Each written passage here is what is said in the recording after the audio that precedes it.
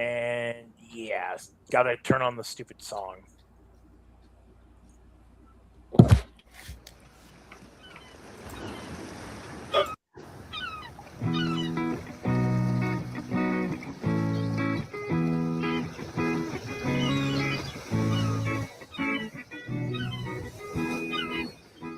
Time has come, I can't hide from the fact that I can't wait.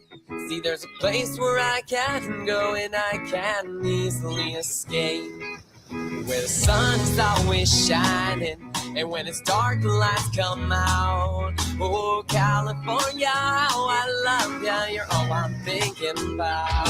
Yeah.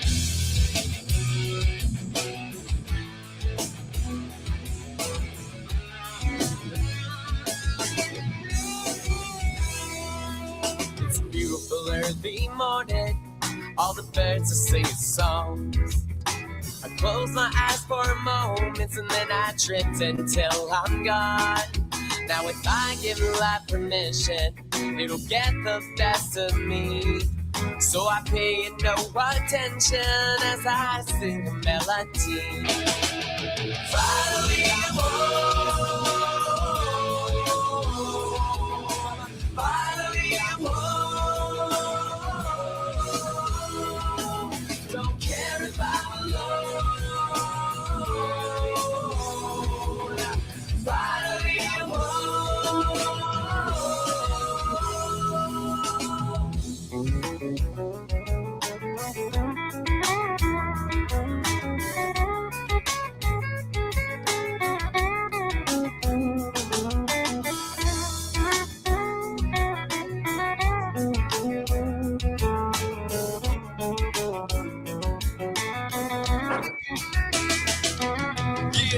Palm trees and a calm breeze greet me. Melodies ringing in my ears so sweetly. See the Cali girls walking around in bikinis. The Cali boys humming and above it on sweet leaf. To go far, you don't really need a nice car. Take it easy, girl, you gonna make life hard. Gotta keep my shades on or I'll go blind. And Cali never see how much of it I buy. Living in a castle, swimming in wine. Got the ocean to myself, now it's all mine. I'm a star from a boulevard, don't shine. And if I leave, I'm coming back 100 more times. Finally, I'm home. Finally, I'm home. Don't care if I'm alone. Finally, I'm home.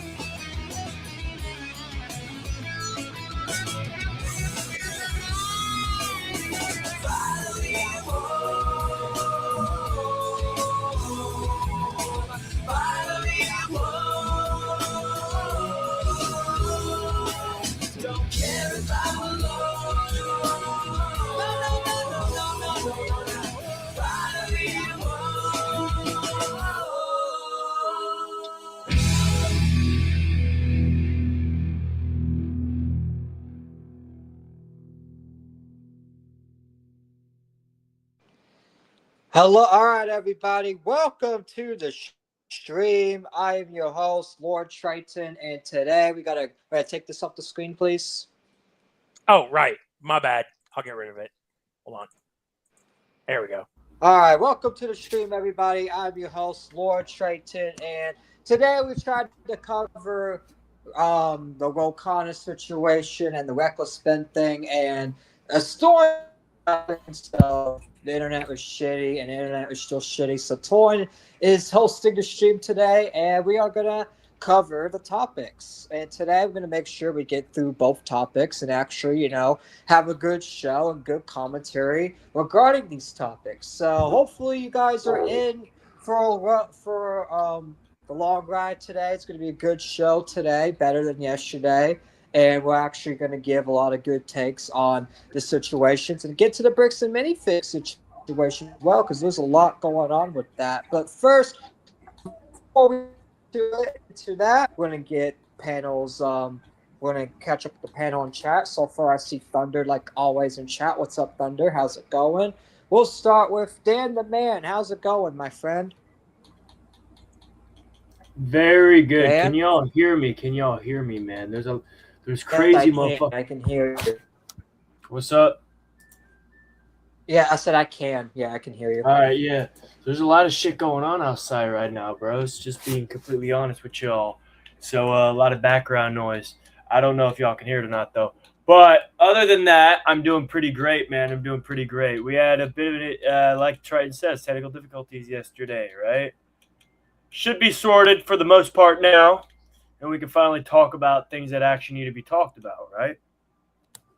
Mm-hmm. Like Torrance just pulled up the fucking Khanna situation. What about you, Torrance? Since you're hosting it, it wasn't even here yesterday either. How's it been? Pretty good. That's good. And what about Milo's, aka Jim? I'm here. That's good. Glad you're here. Hopefully you're doing well.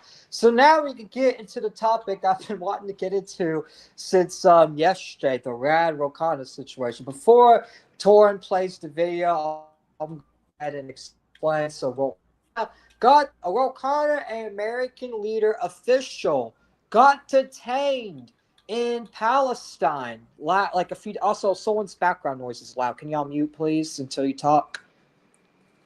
Anyways, that's Dan. the thing. All right, but that's the thing. Rokana got detained in Palestine, and he is the okay. Anyways, he is the lead. He is an American congressman from California. He's a part of the American leadership, and he went to Palestine to visit the occupation to see what they're going with and all that, and what's going on with all that. And for some reason, the Israelis decided to detain him. And they even told him, hey, we are Americans. And they started laughing at him. He said, hey, I'm Congressman Rokana. They started laughing at him, saying, ha, ha, ha, ha, ha, we detained you. Ha, ha, ha, ha, ha, ha, ha, ha. It's like they wanted to detain and arrest him, but it's like you can't arrest an American official. It's like, why is Israel our greatest ally detaining American officials, detaining our own leaders that we elect? We elect these leaders to represent us, and then when they do their jobs, Israeli officials are just detaining them. It's like, what the fuck? Like, why are we going to sit there and be allied with the country like that? Now, if no one else has any perspectives, Torn can go ahead and play the video. Yep. Everyone good? I'm assuming so, since no one responded. Out of the West Bank, which was, I don't know why people are even surprised. But let's take a look right here. So, see if I can get a good video. Oh, that was on his end. Yeah, this one here. Yeah, that was on his end. I was like, what the hell? Who unmuted like that? In the West Bank, and it's the first time that I have really been acutely aware of being brown. I feel like people have seen me first as brown, second as... That's kind of funny. Like, I'm not going to lie, it's funny when he says, it's the first time I've been reminded of being brown. Which he ain't wrong, because that's the thing. All these Israelis do is say, you're brown clown, you're a brown clown piece of shit. It's like, I don't care what someone's color is. I don't care if they are brown.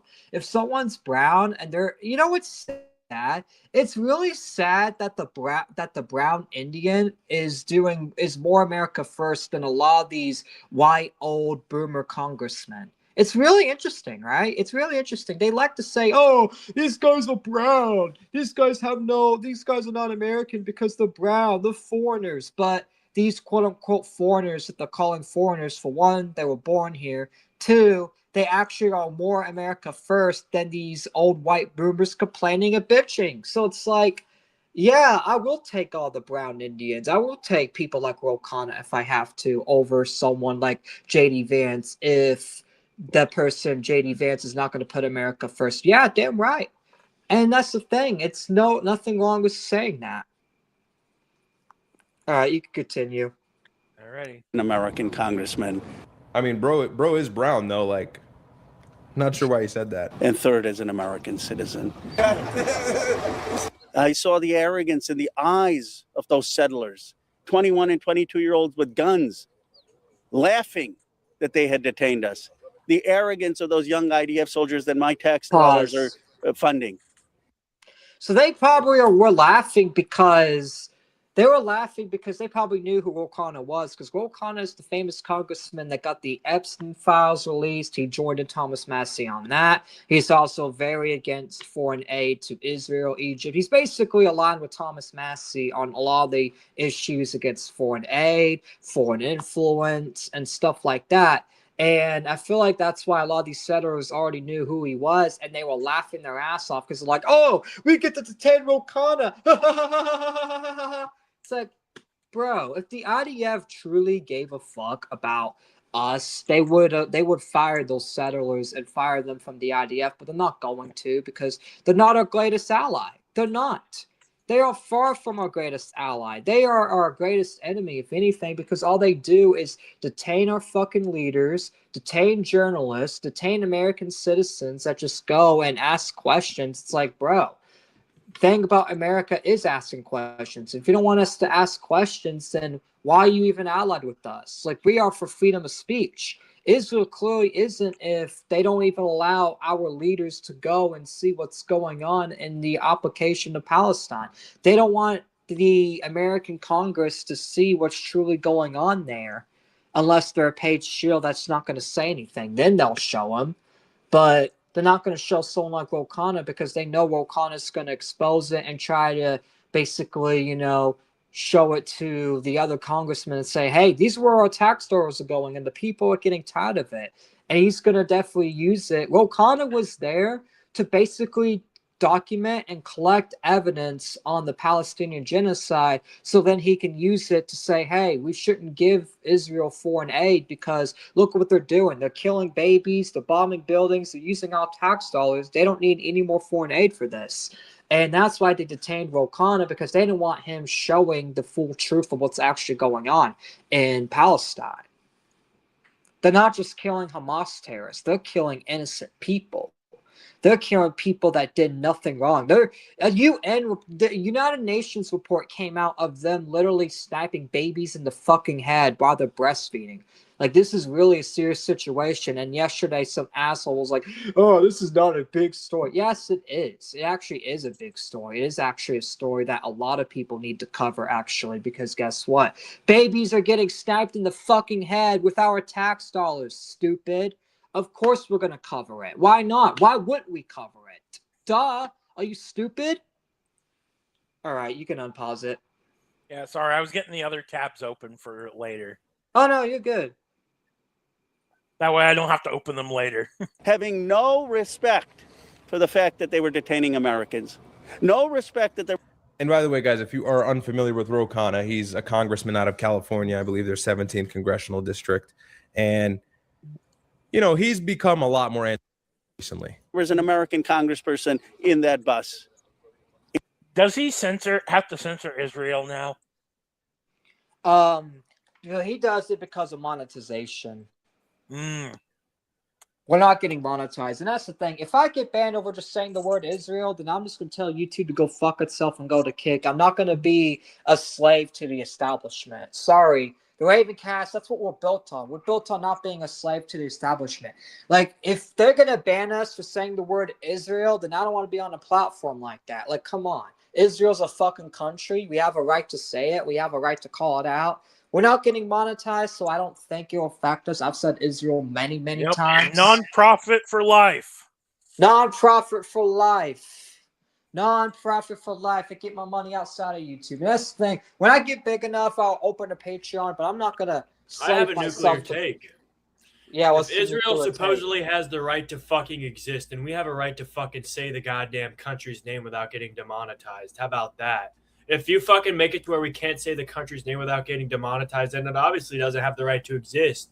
So, like, let's just be honest. It's like, it's more insulting to baby this fucking country, the name of it at least, to where, oh, you can't say that, that's bad. Or like that actually sounds worse, right? It makes him a bigger fucking target, which, you know what? That's probably what they want to be. And not only that, but it makes their people fucking victim card.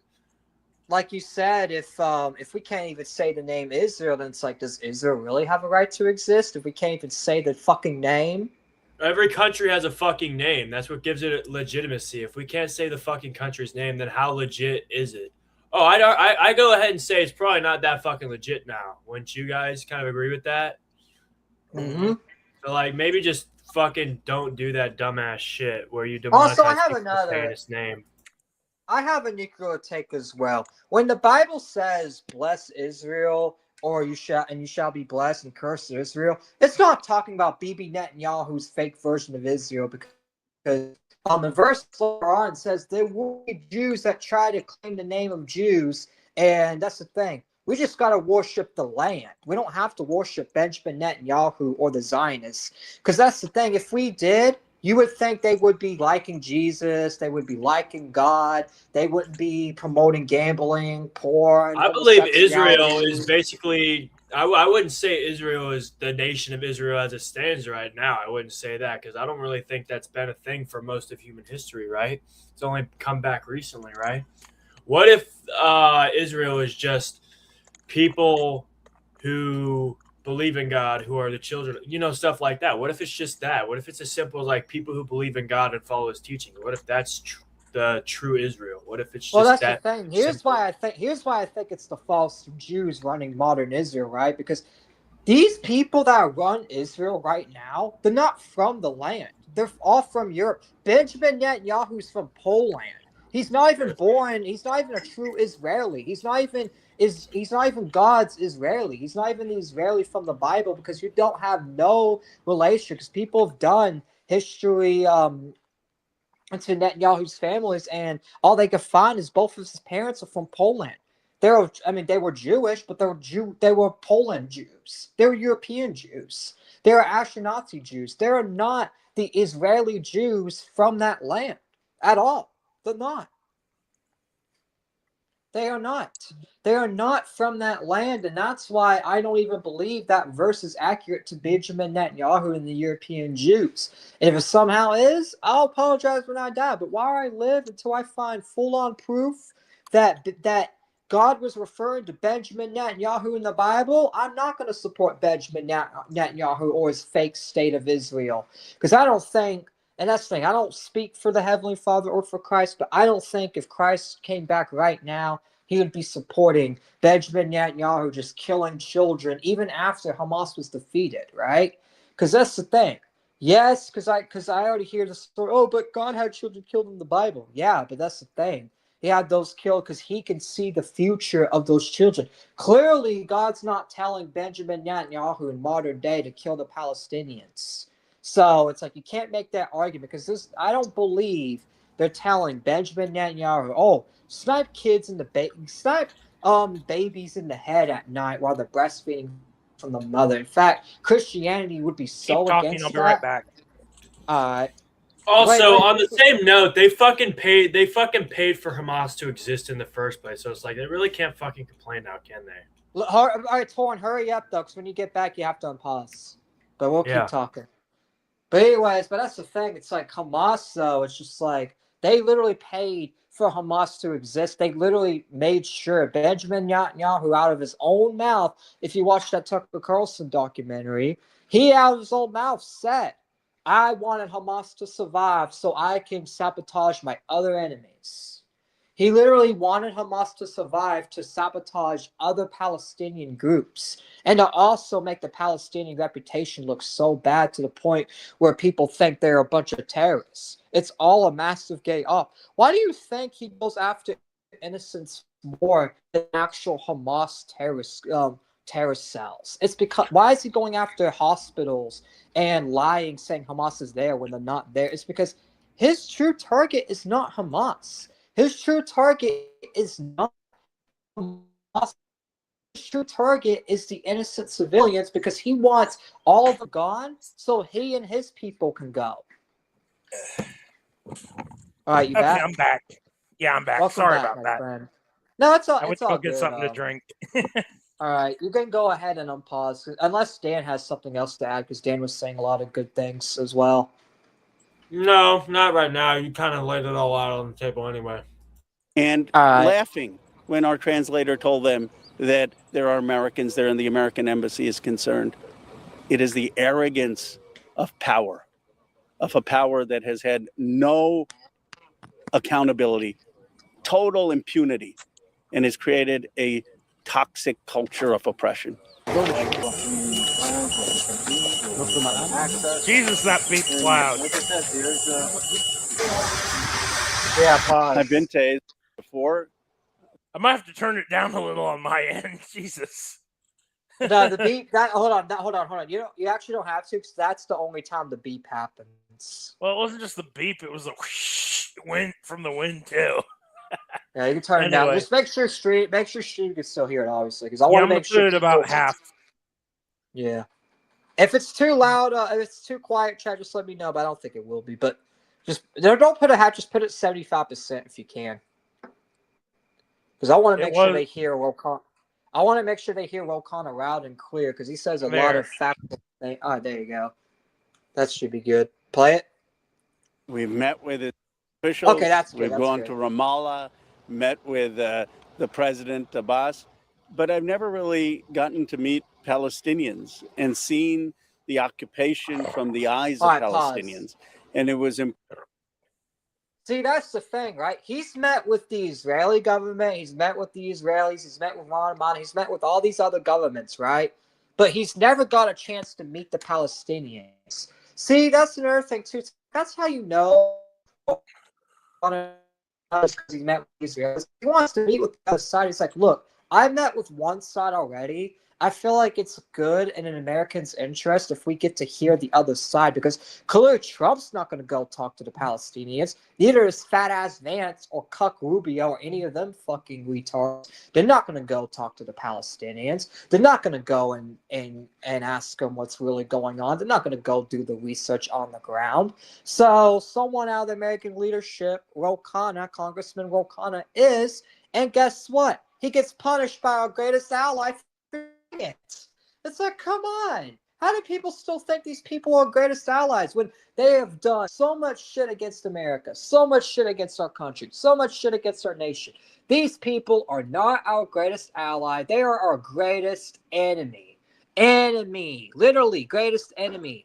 And I know a lot of people be like, oh, Triton, this is retarded. Oh, Triton, you were wrong. Oh, Triton, this. Oh, Triton, that. Oh, Triton, you lying. It's like, shut the fuck up. You know I'm telling the truth on this subject. You guys know I'm right on this subject. So how about you guys shut the fuck up, sit the fuck down, and listen. And actually listen to what I say. Because that's the thing. A lot of these MAGA people will say, no, Trajan, you are wrong. Will Connor's just a brown clown. He's just a brown crown traitor. It's just like, for one, J.D. Vance is literally married to a brown crown. He has brown clown kids, and yet you guys are not going to be mad at J.D. Vance for that, but you're going to be mad at Will Connor. That's because she's an Indian. Will Connor's you know what's weird? Will Connor's an Indian too, but yet they call him. Oh, they call him out. I thought he was Middle Eastern. No, he's Indian. He just sympathizes with the Middle Eastern, but no, he's Indian. In fact, I actually know someone IRL that's actually related to him, but they don't talk to him like that though. But I'm gonna try to get an interview with him sometime because I feel like O'Connor says a lot of the right things, especially with this Israel-Palestine stuff. Because it's like that's the thing. It's not like he's being one-sided, right? It's not like he's just meeting the Palestinians and didn't meet with the Israelis. No, he's met with the Israelis many times. He's met with them. He's tried to hear them out, and all they do is try to censor him. and tell him to fuck off and fuck you. So it's like, of course he's going to meet the other side because one side's being rude and assholes and trying to get him to resign his seat out of Congress. They've already went after his partner Thomas Massey. You know, Ro Khanna and Massey had a good unity coalition going where they united a lot of Republicans and Democrats. Now that coalition's gone because they took out the Republican that united us with the Democrats and actually, you know, got us to get along on some issues. So obviously we'll never get along with Democrats on every issue, but the most important issue, the Zionist control, Massey and Ro Khanna got everybody united on that, got all the young people united on that. Now it's like, now Massey's replaced with fucking douchebag Galloway, and it's like, I don't think that unity's going to be there anymore. And that's why I was saying off air yesterday, if James Fishback ends up losing, I'm just going to vote the other side. I'm voting David Jolly, and I don't give a fuck. Oh, you voted Democrat. You're betraying us. You're going to the other side. Boo-hoo. Who gives a fuck? These people play both sides all the time. All the MAGA people, they all voted Hillary Clinton against Donald Trump. Mark Levin, J.D. Vance, Marco Rubio, all these people voted fucking Democrat, so why can't I? They voted Democrat against Trump when it's in their own special interest. It's in my own special interest to vote Jolly against fucking Byron Donalds or Jay Collins or whoever the fuck wins. If it's not Fishback, I'm voting blue. All right, you can unpause it. Important to me to have an uncurated, extensive look at the human toll of occupation. And look, what's his motive in doing this? He's a Democrat. And what have we seen from the Democratic Party in the last few months? A lot of rhetoric. I know we have the DSA, we have the Mamdanis, we have all the people he endorsed that won their elections in their respective areas, but even the Democrats as a whole, Joaquin Castro, a congressman from Texas, proposed a letter to the Trump administration getting them to admit and acknowledge it has a nuclear program. This was a month and a half. And this is why I'm going to be voting Democrat in the 2026 midterm, especially if Fishback or Baker or any of the America First Republicans lose, is because guess what? It seems like so far on the Israel issue, the Democrats have been our closest allies on that. Now, on the LGBTQ stuff, the gaming stuff, they're not our allies on. The Republicans are allies on that. But in terms of Zionist control, it seems like a lot. Now, there are boomer Democrats that are still pro-Israel. There's and boomer Republicans that are still pro-censorship, too. Oh, yeah, exactly. In fact, there's a lot of Gen Z Republicans starting to be pro-censorship as well. But you know what's weird?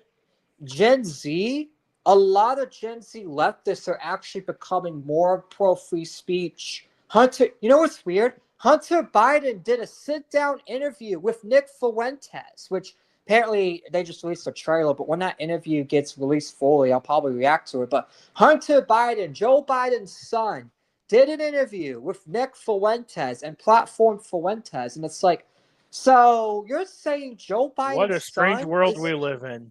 Joe Biden's son, the crackhead piece of shit, is more pro-free speech than the Republicans? Because you don't see Donald Trump sitting down with Fuentes. You don't see Vance or Rubio or any of them sitting down. You don't see Don Jr. sitting down with Fuentes. But Trump and Kanye did, but they kind of threw him to the fucking wolves. Oh yeah, Trump threw him to the wolves after Hunter. But you know what's crazy? People have asked Hunter Biden that, and you know what Hunter Biden said? He said, "Look, I don't agree with Fuentes on everything, but I'm not going to say fuck Fuentes. The only person that I will ever tell to go fuck themselves is Donald Trump." He literally said out of his own mouth that Nick Fuentes was a better person in his eyes than Trump. That's how bad the Trump administration failed. Democrats are literally allying with people they call Nazis. They're literally, in their eyes, in their logic, they think Nazis are better than Donald Trump. Their versions of Nazis are better than Trump in their eyes.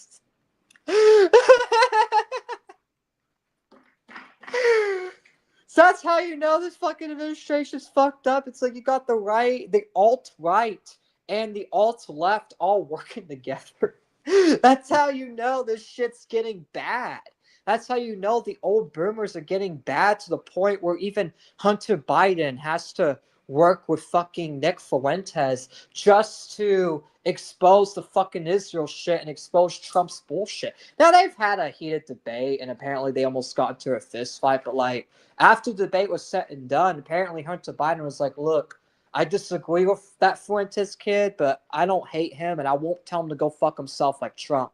In fact, I saw a clip from the interview of them literally shaking hands saying, Trump's a piece of shit. I'm like, bro, that's what world we live in now.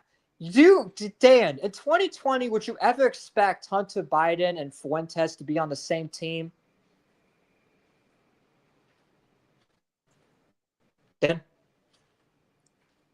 Dan? I guess he's busy. What?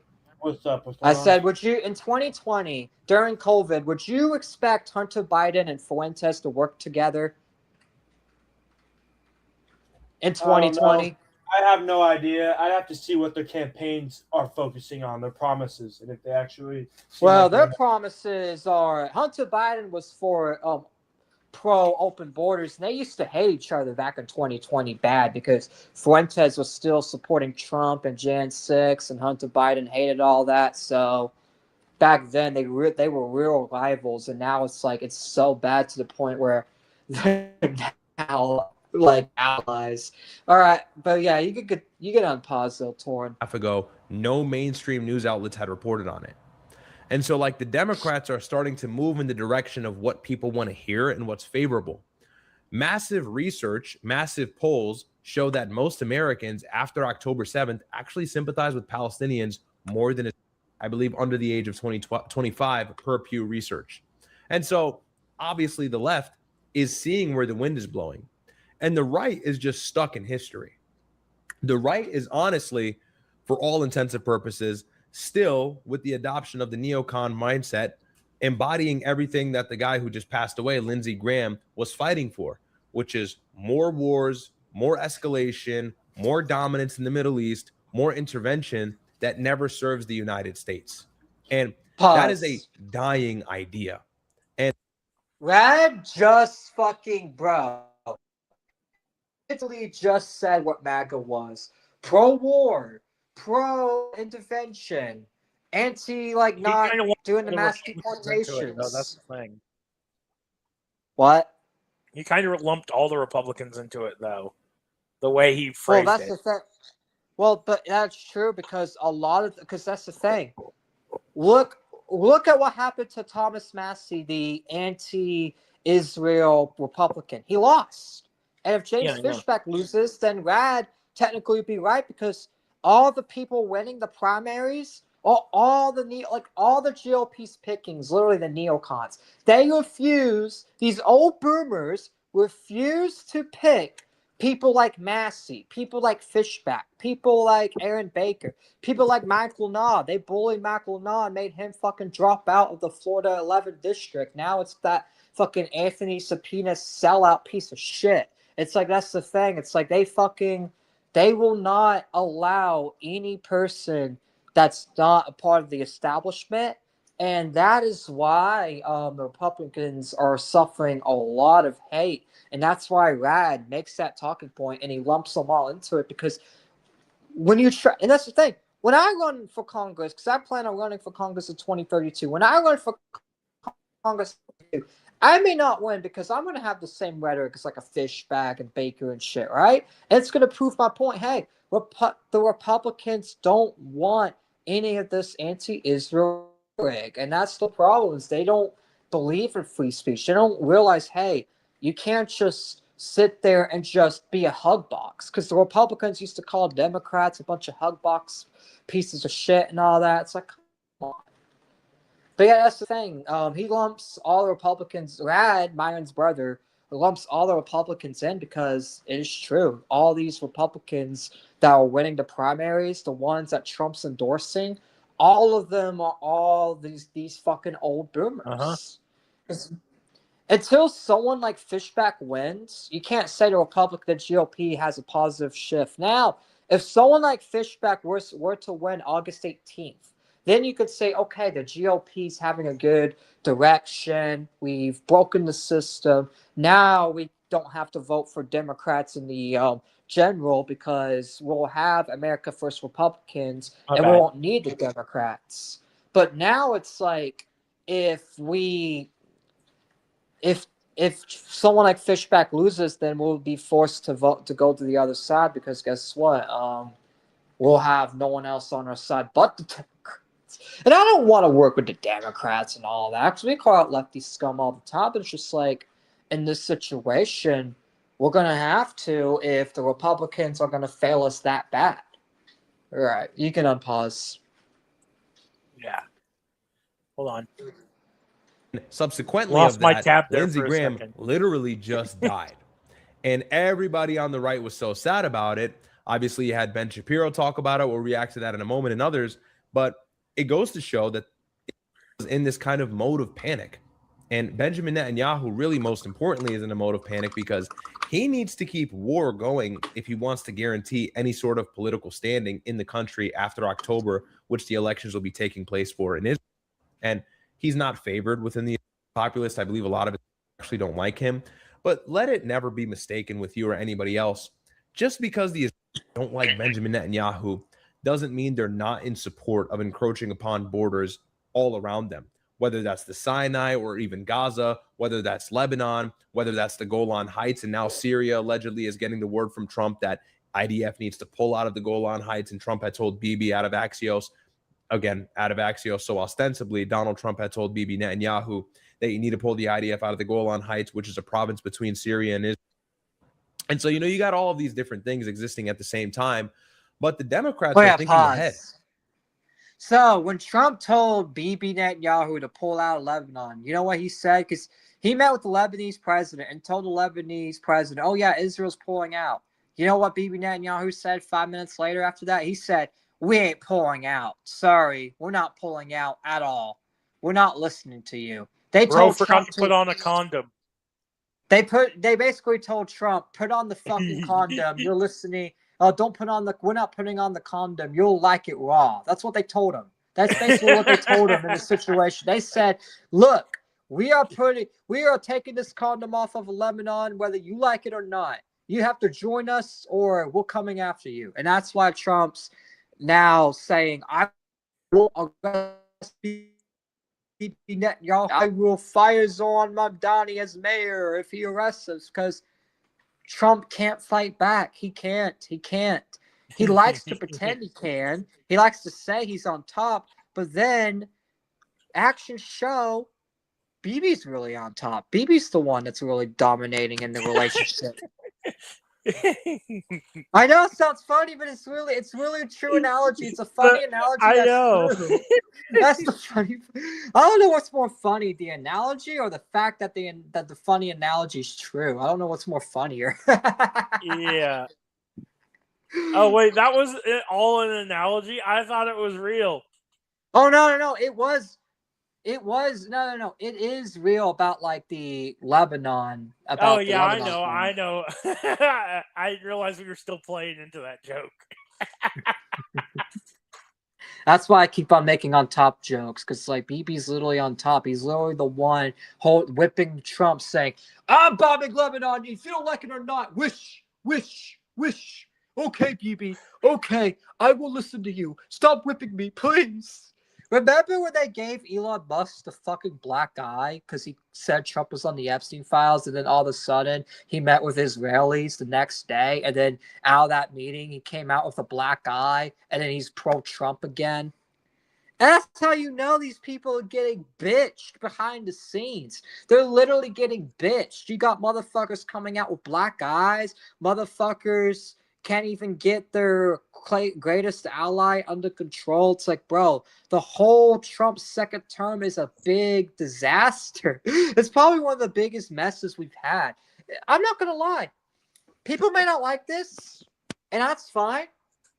Biden was a little better because at least, even with dementia Biden, he didn't fucking sell out this bad. Like, at least he told Bibi, even in his dementia, he came out. You know what's weird? Biden came out of his dementia for 1 second and said, listen, Bibi, I know I'm a demented retard and I don't know about anything else and I fuck up on everything else, but I'm not going to let you kill these Palestinians. And then I feel like that's when the clone came, because I'm not going to lie.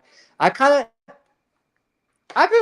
like Biden, because Biden, like at the 2023 thing, he was really like going like, and even went on an interview and said, "Look, I can't support this." Maybe that's why they had Kamala take over Biden in 2024, because Kamala takes money from APAC. And I think Biden, he did too, and he was always pro-Israel. But I think seeing the genocide actually made Biden like have a little fucking brain attack and made him come out of his dementia a little bit. Because on everything else, Biden is shit. Don't get me wrong. I'm not a Joe Biden defender. Everything else, it's shit. He didn't know where he's fucking at. He always fell on the fucking stairs and shit. Trump is no different. But here's the only difference between Biden and Trump. Biden, even in his dementia, still called out Bibi Netanyahu, even in his dementia. Trump, in his dementia, hey, Bibi, you can have whatever you want. A war with Iran, I got you, homie. I got you, home dog. I'll give you that war. Just give me Trump some doesn't more. have dementia. He's just retarded. Well, I mean, he does fall on the stairs like Sleepy Joe. So, see, that's another thing. If He also poops his pants a lot. If Trump doesn't have dementia, then doesn't it make it a whole lot worse that he's willingly doing all this? When a guy with dementia literally didn't want to even intervene with it. Because here's something that I could say Biden was smart on with the Iran war, right? Whenever Israel was attacked, here's all Biden did. He sent interceptors, intercepted the missiles, and told the troops come back home right after. He never got us into direct war with Iran. All he did was go defend Israel, come home. I feel like if Trump just did that, I would be fine with that, because it's like, okay, yeah, you gotta go defend our allies, so go intercept the missiles, but don't get us directly involved. And Iran never attacked us for intercepting the missiles, because he did it in a way where he just said, hey, look, we're just defending our bases. And he did it in a way where I feel like was way more better than now, because at least when Biden was doing that, just intercepting the missile in full-on attack, was we in war? No. Was Iran even talking about going to war with us? Not really. But under Trump, he kept on saying he's going to bomb them and get directly involved, and then now we're in war. And now we may be in a full-scale war because the peace deal fucking fell, and now we're bombing them again. And they're now begging us for like a third time to send ground troops, because they keep on saying, just send the ground troops already. We're ready. Send the fucking ground troops, cowards. You won't do it. It's like, bro, at this point, we're going to be in a full-scale war, and it's going to all be MAGA's fault, and it's kind of going to be people like myself's fault, because I voted for Trump. And that's why it's like, we can't make the same mistake of voting for this, because then you vote for shit like this. But I continue. Okay. They're being progressive as in their term, as in what they're coined as progressives. And they are now starting to understand, to earn votes, to earn favoritism from Americans, you are going to have to be against American interventionism in the Middle East, and you're going to have to humanize the Palestinian plight, the Palestinian struggle. Ro Khanna is doing that exactly. And there is a lot of rumor through the grapevine that he may run for president in 2028, very likely. And as I've said before, and I hope I'm right, Biden is a brainless clone created by reptilians. That could be true, but at least even that brainless clone of a reptilian didn't get us into war with Iran. So, if anything, it's like, look, am I a Biden supporter? No. He had dementia. He made a lot of terrible decisions. He was very anti-Christian, a lot of the fucking rhetoric. He kept on spreading, LGBTQ stuff in schools. He kept on, he was a lot more anti-free speech. He got a lot of people banned. He tried to get Charlie Kirk arrested. Biden has done a lot of shitty things, and I'm not pro-Biden. But however, we can't sit there and say Trump is any better, because Trump's done the same thing, just different people. Yeah, he didn't go after Charlie Kirk, but he went after Nick Fuentes. He literally went after his own friend, Alex Jones. He literally went after Alex Jones and backstabbed Alex Jones and helped the radical Democrats to go after Alex Jones. So can we really say Trump's on our side? No. See, here's the problem, right? Biden is the enemy we know. Trump is the person that we thought was our friend, but that turns out to be another enemy. At least Biden, we knew he was a piece of shit the whole time. We knew the election was rigged. We knew he was a bad leader. So we expected all the trouble, right? That's why it wasn't as bad, because everyone knew Joe Biden sucked and everyone expected it. And that's why life was way better. Now it's like we expected Trump to fix everything and we didn't get it. And that's why everyone's stressing out. That's why there's a lot of division in the Republican Party. You realize the Republican Party was a lot more united when Biden was under president, because we were all united against Biden. But now that Trump's president, you got all the Republicans divided because a lot of people still want to support the train wreck and all that. That's why it's like, at the end of the day, for us Republicans, Biden presidency was better. Like, another Kamala term would actually been better. It's not because she's a good person. It's because she would have wrecked the country and wrecked the Democrats' reputation so bad to the point where 2028 we could get another Trump 2016, and then we can vote someone in that is against the corporations, that's against AI data centers, that is against Israel, that's against all the stuff the original Trump in 2016 was against. And hopefully, and then we could also tell that person, hey, we got to make sure you're not a neocon, because these Democrats are neocons. And we could literally put all the neocon blame into the Democrats. But now that the Republicans have become another neocon party and there's not really outsiders coming in and up, now it's ruining our reputation. So, yeah. All right, we can continue. No, Ragnar. Those were Afghani plants. Hold on, let me look. Oh, what did it say? Oh, yeah, sure. No, I mean, hold on. Okay, I see it. You could take the chat down. I already see it from my end on the computer. But no, hold on. You realize a lot of those protesters were Afghani plants, Afghan refugees that were paid off by the CIA. And I know it sounds conspiratorial, but it's literally true. Like, you could literally look it up. A lot of them say, oh, yeah, the CIA told me to do this. The CIA told me to do it. How come at the leader of the Iran Supreme Leader's funeral, how come like 4 or 5 million people showed up with Iranian flags if the Iranian people want to be free? And even then, it's like, look, let's say in your argument, because look, the Iranian government is shit. They make terrible decisions all the time, and they are definitely not what Western values should be. And I am very pro-West, so let's say, you know what, the Iranian government is a piece of shit. They are a piece of shithole. So what? We're going to go and take over and give it to Israel, another terrorist regime? We're literally we're literally replacing one bad with another bad. It's like, that's why it's like we should just stay out of the Iran war and whoever wins between Iran and Israel, and if they try to be a threat to us, then we go after them, because that's the thing. America could take them down easily with nukes and shit, but that's the thing. It's like, this war has just been such a catastrophe because we haven't even done any of the goals. We have not done regime. Another thing, too, is how come Trump wanted to free the Iranians, but then he said he was going to nuke the whole country? Remember on Easter morning, he went on Truth Social and said that a whole civilization's going to die? You know that includes the people he's freeing, right? How is he going to kill the civil? He never cared about freeing the fucking Iranians. That was all a fucking lie. Bibi spread that first, said we got to free the Iranians, but it's like, free them for what? And not only that, but are you going to govern Iran? No, you're just going to make it to another project for Israel, just like Venezuela. Remember, they tried the same thing with Venezuela, saying we got to free the Venezuelans from Maduro, and then we do that, and guess what? America doesn't even get the oil first. Israel gets the oil. We was promised oil and all that, but yet oil prices are still up.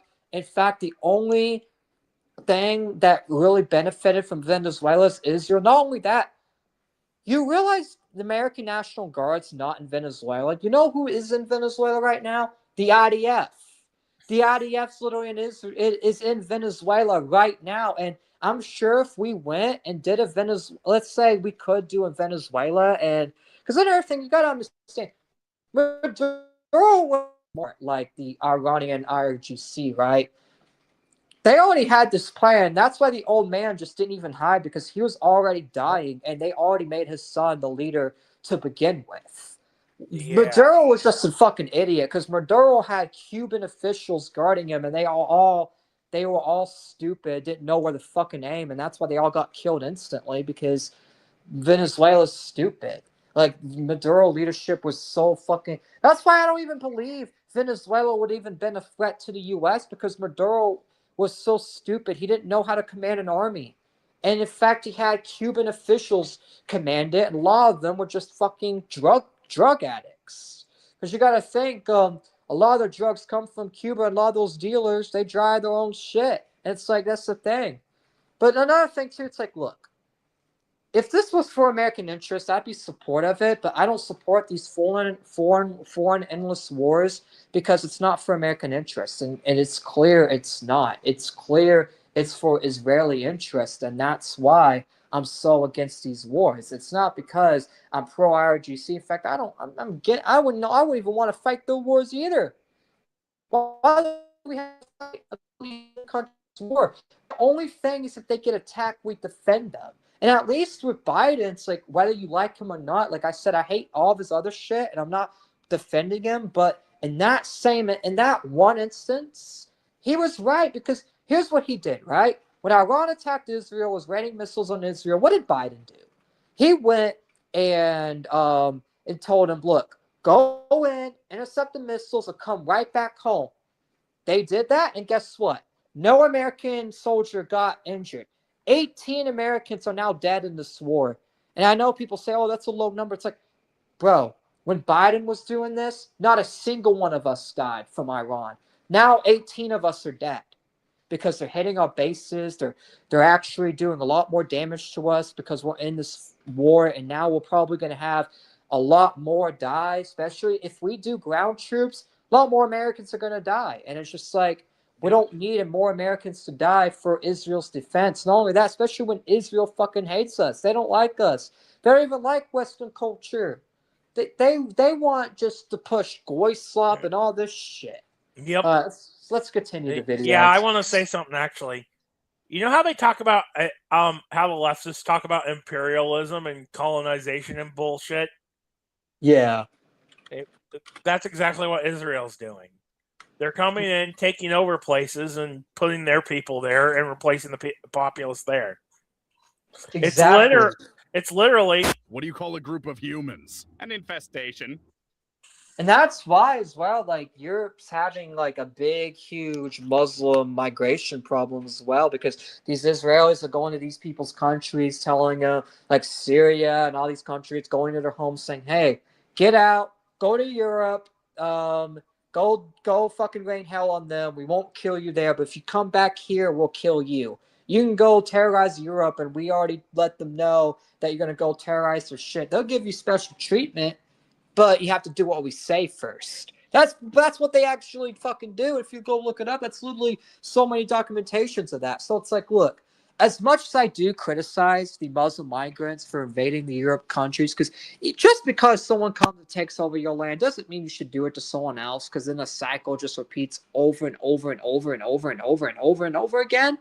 But however, it's like you got to understand, like, if in order to destroy the Muslim migration problem in Europe, you got to understand what's causing it, and what's causing it is all these fucking foreign wars in the Middle East created by Israel. And if these wars didn't happen, people wouldn't be leaving their homes. In fact, they'd be going doing Sharia law and all this fucking disgusting stuff in their own region, and we would never have to see that disgusting immoral shit in our regions ever. But these people keep sending them here, and that's why, it's just... All right, you can unpause the video if you want. Wrong, by the way. I actually do hope I'm wrong. I feel like they have a really good chance to win in 2028. If there's any time where it's possible, it's in 2028. And why? Because Trump made so many mistakes. Trump has made so many mistakes. He's made it increasingly easier month after month in this whole entire administration that's been a shit show for Democrats to weaponize talking points against the GOP and the right as a whole. ICE killing people, ICE being lazy and lousy, the deportations not even being at the numbers they're supposed to be at. And so Trump never actually delivered on that. And then he started a new war in Iran, the big, beautiful bill. Here's why I use this video as a source, because Rad calls this shit out like I do from a right-wing standpoint, and that's why I use this video, because he makes a lot of good points from a right-wing standpoint, and I want to push that, because that's the thing. I am not making these points from a left-wing standpoint. I'm making it from my own right-wing, someone that's been in this party my whole life, someone that's grew up conservative my whole life. I'm making these points from a conservative standpoint, not from a libtard standpoint. And a lot of people like to slander people like me, Myron, this guy, Myron's brother, Rad, Sneeko, saying, oh, you guys are making lefty talking points. No, we're actually making conservative talking points, actually, because that's the thing. Like Rad mentioned up here, why are people mad at Trump? Oh, because ICE killing people. ICE is not doing enough deportations. They are not they're not doing mass deportations. Do you realize ICE is not even doing car stops anymore?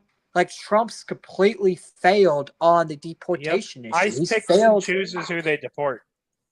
Yeah, they don't even deport all the illegal. You realize they don't even deport the illegal Indians? Trump actually told ICE to leave those people alone because those people are actually good people, to only go after the criminal. You know, Trump only says go after the Mexican criminals. He doesn't even say go after people that are coming here illegally, people coming in stealing jobs, all the Indian scammers coming in and ringing America's cell lines to scam people. Like, he doesn't go after them. He only the trash cares about Armenians that come in and steal our businesses.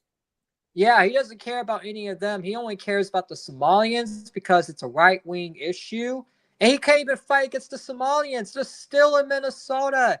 And every time he tries to go after them, the ICE accidentally kills a white liberal person. That's an American citizen. It's like, bro, you got to go after these Somalis. We're not trying to get you to go after American citizens. To be fair, most of those libtards get in the fucking way. That's why. Oh, yeah, they get in the way, and they shouldn't be getting in the way. But still, is it still a good look for, like, the American public, even people that are wanting to support Trump, that wanting these mass deportations, but all we see is news stories of Americans getting killed, but no Somalians actually getting deported. They're just hiding in the rich fucking illegal houses while, Trump's just doing fuck all and telling ICE don't even do traffic stops anymore. Don't even do Nick Fuentes talked to someone in the White House. You want to know what they told Nick allegedly? And this is allegedly.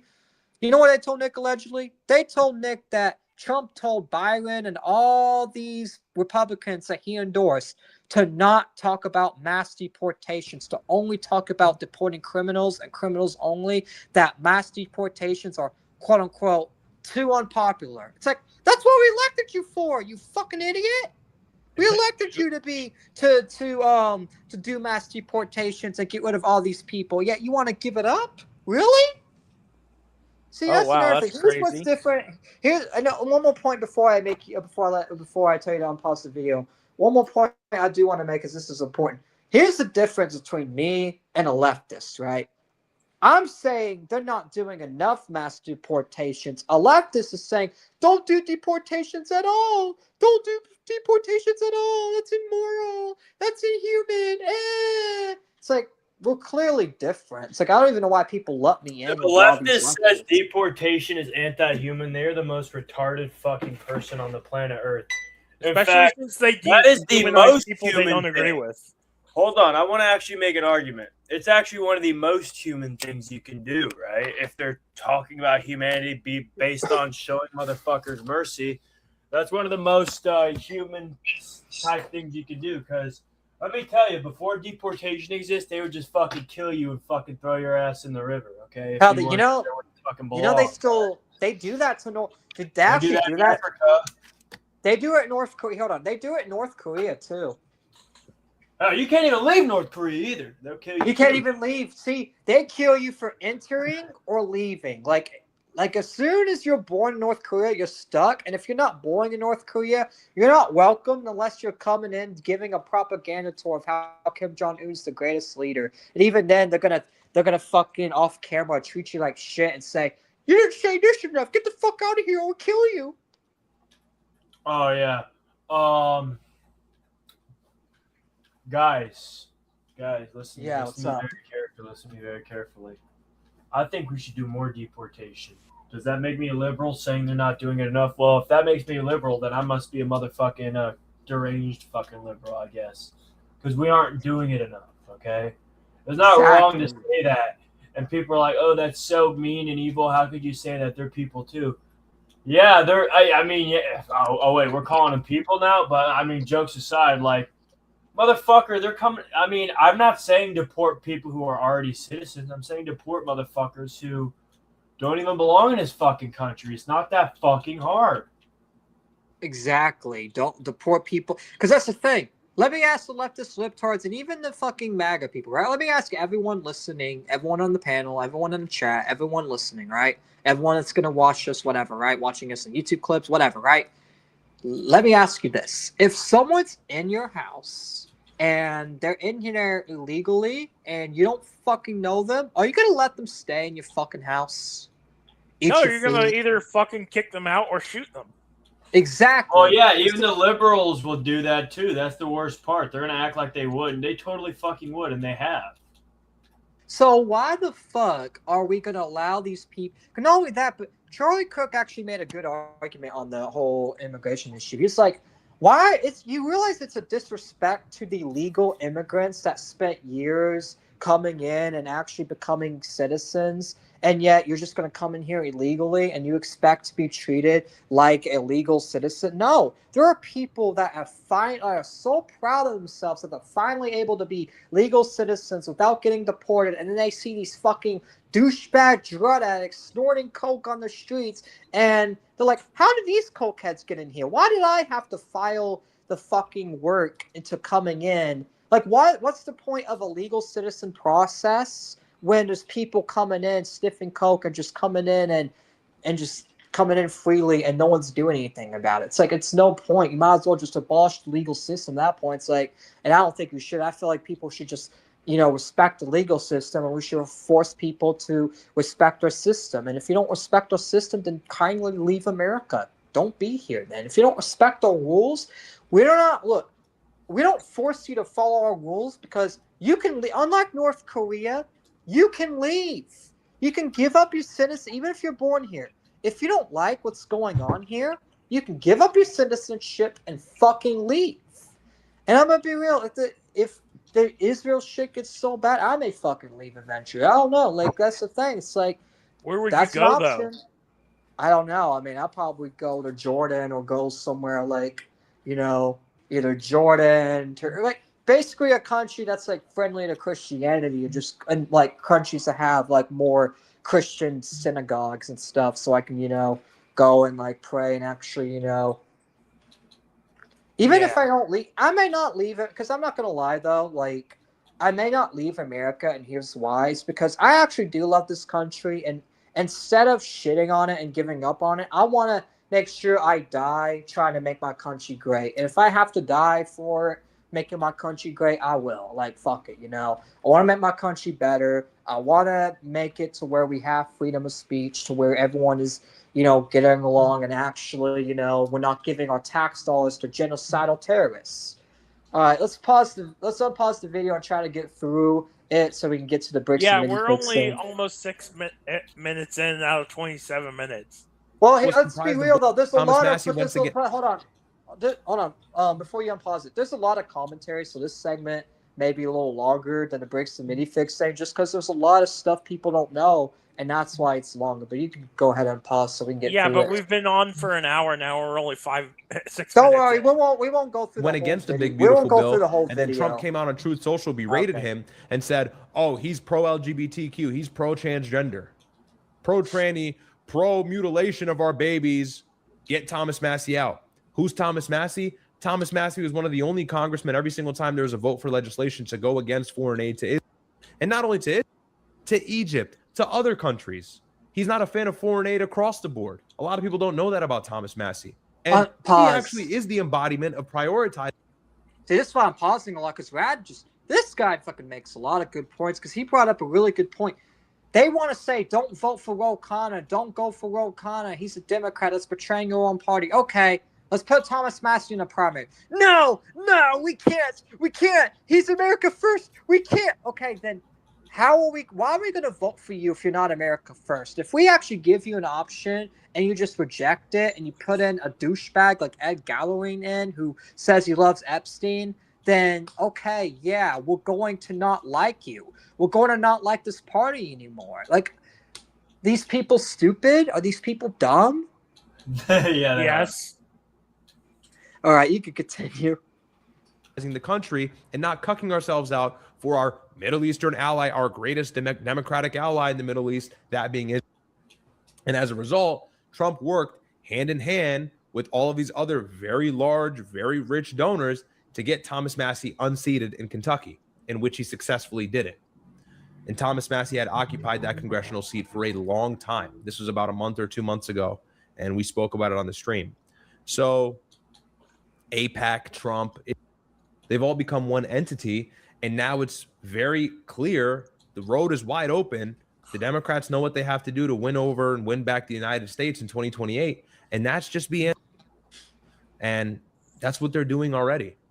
Even Kamala Harris yesterday was extending her condolences to Lindsey Graham passing, or on Sunday she extended her condolences, and the left chewed her up and spat her out. The left said, "You sellout, nasty, bitch," all of these things on X. And that's just because there's no more wiggle room. There's no.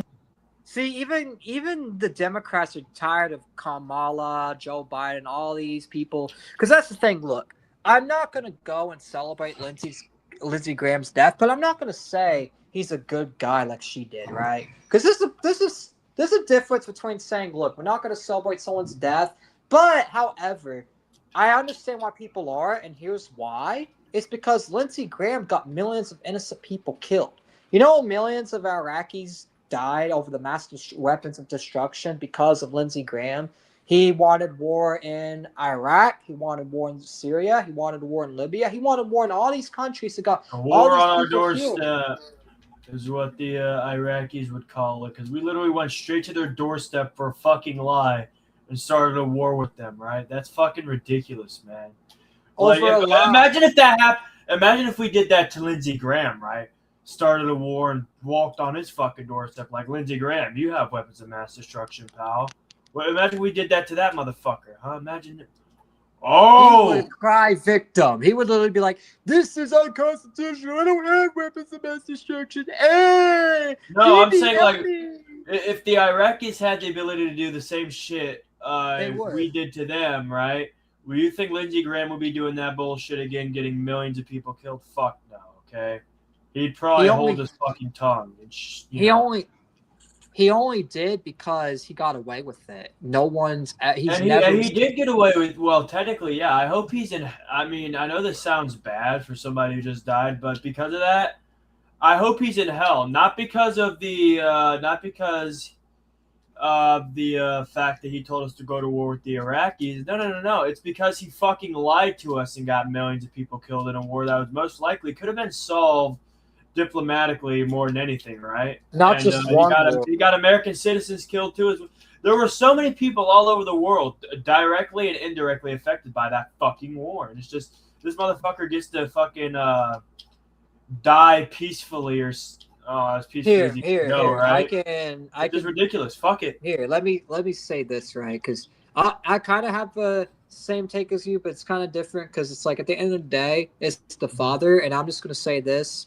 I hope the father judges Lindsey Graham fairly. I hope he judges him fairly, and I hope he gets him on the warmongering. And even if he does end up letting him to heaven, I hope he at least lets Lindsey Graham know, hey, all this warmongering you did was wrong, and reminds him and actually, you know, if his soul is saved and it's just a demon, that because that's the thing you gotta understand. It's like, who knows? Maybe Lindsey Graham, before a politician, was a good person, but then when he became a politician, he just let the demon control him, and all that was a demon. It doesn't justify his actions, but I just hope that the Heavenly Father judges him as fairly as he can. And that's all you can really hope for as a Christian. It's like, it's not supporting his actions. I just hope he gets judged fairly. And if it was me, I probably think it's fair to send him to hell. But who knows? Maybe the Father has a different plan for him. I just hope he gets judged as fair as possible. And I know the Heavenly Father would, so I'm not even worried about that, because God's not gonna let that get away, especially if he knows you're not doing it for him and you're doing it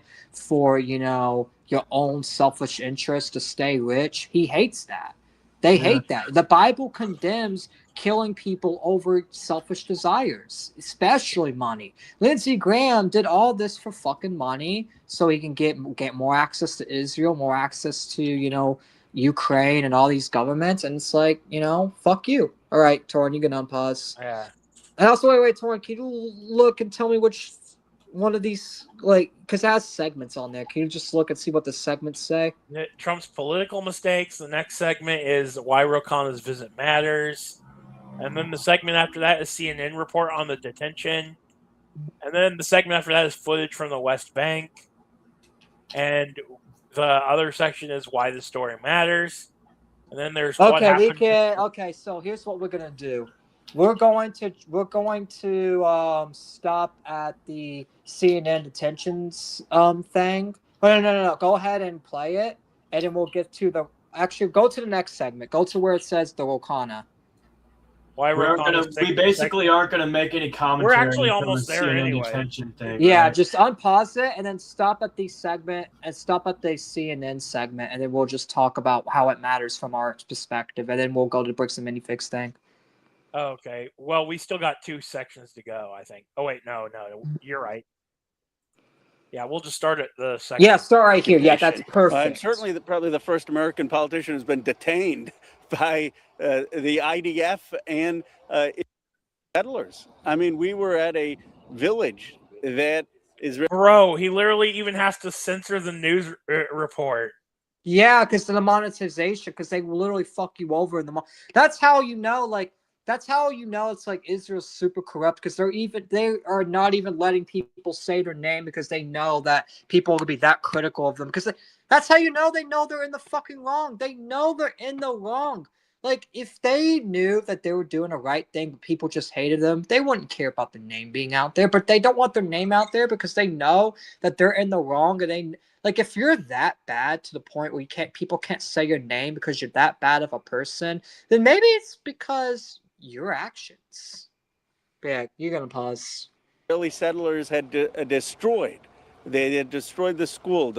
They had destroyed that village, And the fact that he's putting light on this as an American politician is huge. This is something that an American politician would never do before. Back in, I think, 2015 and 2014, Obama was condemning the settlements and saying, hey, they're illegal according to international law. And Benjamin Netanyahu hated him for it. And that's all he did. He condemned something that it was doing illegally according to international law and law, which is occupying Palestine. You realize Obama still kissed the wall, and he never even really criticized Israel. That was same with Biden. Obama and Biden's only criticism was, hey, this occupation is illegal because of international law, and Bibi they hated them for just that. Even if you give a small criticism, they hate you. Yep. Right. Also, settlers, like I was saying, an infestation. Better send the damn B-2 bombers in the dark night and bomb the damn shitholes to the ground. See, that's the problem, though. It's like, we could do that to these people, but then it's like, if we do that, then these Israelis are just going to nuke the entire... Because that's what they said. They said, if Israel's ever in danger, we're just going to nuke the entire world and take the entire world with us. That's what Ben Gvir said. He said he's going to take the entire world with Israel if we even try to bomb Israel. So it's like, even then, it's like, if America or someone like, let's say America, Russia, let's say all the governments teamed up against Israel, you know what they would do? They would just bomb the entire planet and just destroy the planet. Yep. Continue.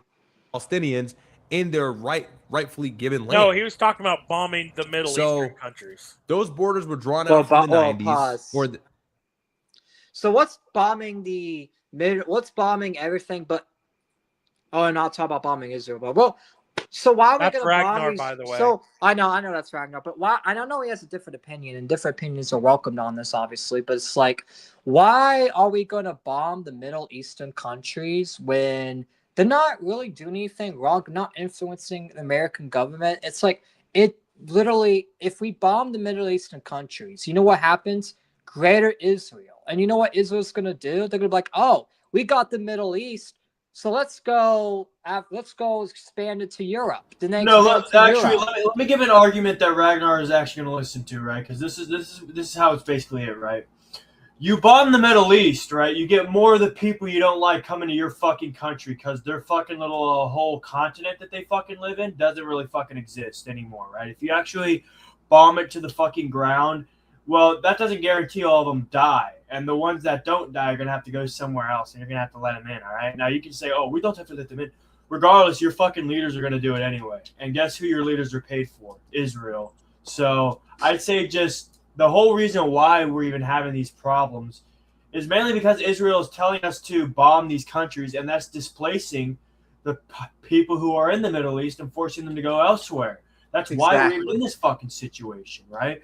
Fucking Iraq, before we went over there and bombed the shit out of it, it was getting very close to looking like like a modern day version of fucking like it was looking like a Middle Eastern, it looked like the West pretty much, right? Like fucking the West. It had malls, it had resorts, it had all that shit.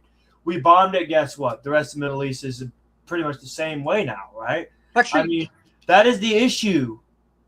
I feel like here I actually got something right. Okay, so Well, yeah, they're already infiltrating. Hold on, wait. I got something right. Why doesn't Saudi Arabia? Because Saudi Arabia is helping Israel bomb all these Middle Eastern countries, right? Why doesn't Saudi Arabia take all these Muslims in then? Like Saudi Arabia wants to, because that's another thing. Saudi Arabia refuses to take these people in. It's like that's your own people, dude. It's not that's black really and white. Muslims. It's not black and white. Like I say, it's not black and white. Ragnar thinks No, it's not. You got to get rid of all of them and it'll solve the problem. No, then somebody else becomes the problem. The people we're already fucking talking about on a world stage, the Zionist Israelis. Wait, hold on, Dane. I don't mean to cut you off, but I want to respond to Ragnar's comment, right? Yeah. He said, if you think they're not, look, you want to know why we're against this war? Because these people are infiltrating these governments, and you want to know why these people are the mass immigration issue? Because that's another thing. In order for Europe to fully stop the immigration problem, they have to first tell Israel, be like, listen, we're not accepting. All these countries have to go and say, look, we're not taking any of these immigrants in. And if Israel comes in and tries to pressure them into it, they just got to say no. If you keep pressuring, you want to know why they're accepting it? It's because Israel has dirt on them. Because Israel has all dirt these on people them. are connected to the man with the island. Yeah, they're all. One of Keir Starmer's closest ambassadors was best friends with Jeffrey Epstein. A lot of Keir Starmer's ambassadors were, and that's why a lot of these people are defending the Muslim migration. It's not because they like the Muslims, it's because it's part of the Israel's plan. Because they're like, look, we don't want these people in the Middle East, so you take them in, and then once we're done taking the Middle East, and then we're gonna go clear out these people out of your country. But then, you know what Israel's going to do? They're like, since we cleared all these people out from your country, you're going to have to give us your countries. And then guess what? The whole world's Israel. So, yeah, you really think bombing these in fact, if you bomb these Middle Eastern countries, more immigrants are just going to come than there already are. You have to in order for you to send these people back, Israel has to stop bombing these countries. And then all the European countries have to say, look, your countries are not bombed. Now, all of you, mass deportations, get the fuck out of here. That's how I would do it. I would be like, listen, Israel, you better stop bombing these countries. If you're going to bomb these countries, then Saudi Arabia and your fucking allies can have them. We're not going to have them. Europe needs to stop being pussies because let's be real.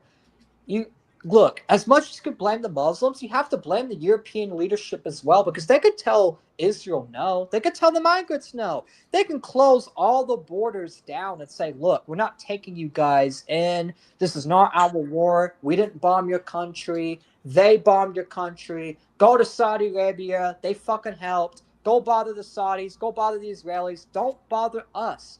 That's the problem. That's why.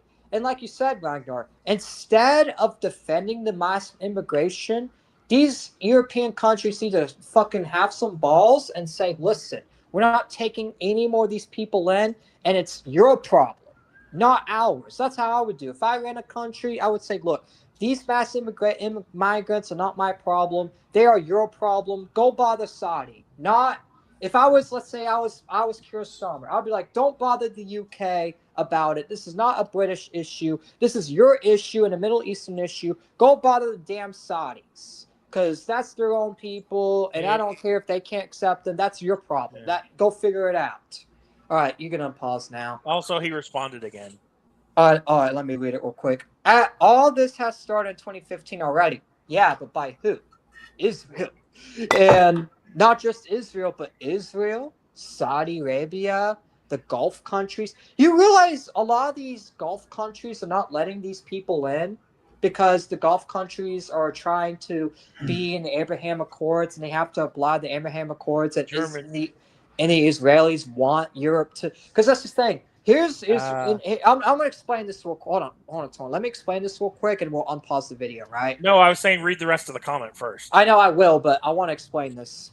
And so Trump and the U.S. are not the reason for. I never said Trump and the U.S. When did I ever say Trump in the U.S.? It was the German Chancellor Merkel and a left-wing shitbags who let them all over here. Well, yes. Who are they paid for? Who are they paid for? And not only that, but where did Netanyahu go when Iran struck Israel the first time? Oh, wait, Germany. So, yeah, there's a clear connection between them. In fact, that's the first place Netanyahu ran to was Germany when the war happened. In fact, some people say he's still hiding in Germany right now. I don't know if that's true, but I do know for a fact, because baby Netanyahu admitted it because he came out in the video. He literally went and hid in Germany. Here, that's the reason why. It's because they know they're disgraceful shitbags are. But that's the thing. You realize though that these Israelis are telling these Europeans to let them in because hold on. Let me explain this, right? I'm going to explain this and we'll continue the video and then we'll go to the bricks and minifig situation, right? Well, let me explain this, right? Here's Israel's plan, right?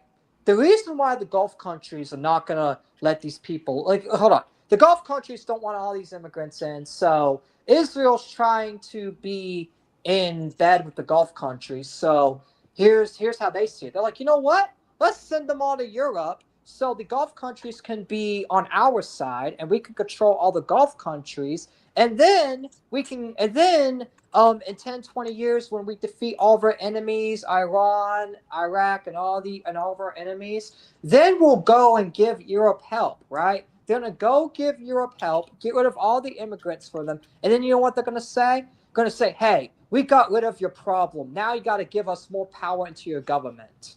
And that's how they're going to able to take over Europe is by they're using these immigrants as basically leverage, right? They're bringing these immigrants in to destroy the place so that Israel can come save the day and then trick all the European nations to think that they're good, even though they created the fucking problem. I would. He's also saying Afghan cab driver told him. I would expand upon this as well, right? I would expand upon this, right? You already have the groundwork laid for how Israel is going to basically, in 10 to 20 years after all their enemies are defeated, or so they think it's going to happen in 10 to 20 years. It definitely will not happen. But that's the plan to continue. But like if they try and do that, they have flock cameras to find all the fucking what a friend of mine would call the shawarma people, right? If you know, you know. But that's what the flock cameras are for. So it's not just for dissidents within the nation. It's to also find the people that have immigrated from like the places they've already fucking bombed. Go ahead and grab them up and then say, hey, we fixed your fucking issue for you. Your government's really not that effective. We actually are the ones who are doing it properly. Let us run your government pretty much, right? Like they already don't fucking do that already. But I digress, right? It's really complicated, but it's also really simple. It's a weird kind of a thing there. And not only that, but it's another thing too. Like, let's say the Israeli enemies defeat Israel and Israel falls. Now you just have all these fucking migrants in your country, all because this country wanted to take over Europe, but the plan failed. And now it's like you have all these migrants in your country. And now because Israel's gone, now it's like you're stuck with all these migrants unless the European leadership themselves be effective and tell these migrants to get out once Israel falls. But it's like, even then, it's not a win-win situation either way. And that's why it's like, look, I understand you're like the Shwamas and you have every right to, because let's be real, just because Israel's bombing the countries, it doesn't mean you go and be ungrateful to the countries that are letting you in and raping and doing all that. That's all disgusting, and they're not good people for that. And that's why I reacted to the Tommy Robinson thing. That's why I boosted the British First movement, because that's the thing, I do believe in that. But however, you also have to identify the problem, and the problem is Israel's using these people as leverage against Europe. That's what they're doing. They're using these people as leverage because once Israel, in their mindset and their planning, is like if they defeat their enemies, they're just going to go and use the flock cameras, like Dan says, to go clean up all the illegals and then say, and all the migrants that y'all hate, and then they're going to tell you guys, hey, we fixed your problems, so you guys should vote us in and overthrow Europe and make Europe part of Israel. And then boom, now everyone's basically on the planet could be ruled under Jews, the false Jews, in my opinion, because I don't even think the Jews are the false Jews from the Bible, because guess what? They tricked us into thinking they are. That's how they do it. They will literally help you and give you a helping hand and then say, okay, we gave you the helping hand, now you are our bitch. That's what they do. Dan, isn't that what they do all the time? They offer us help, and then they're like, you know what? We helped you, now you are a bitch forever. They're doing it right now. Shit. Literally what they're doing right now. Anybody who says otherwise doesn't really understand, or, shit like that. They don't want to notice. Yeah, I actually had a conversation with Ragnar in the comments if you want to go look at it. I saw. I mean, obviously, look, I'm not blaming Israel for everything, but I can blame Israel for the mass migrations because they're literally, in fact, technically, it's like, look, the Syria civil war, yeah, it was started by themselves, but you realize Israel did go and back groups in, because here's what Israel do. They will go and back these groups that have similar interests as them. Why do you think Trump is saying that the Syrian leadership is a good guys? Because Mossad put them there. They put in the new prime minister of Syria. So it's like, yeah, like literally, yes, not everything is Israel's fault, but the main issues, the mass migration, is their fault because it's part of their plan.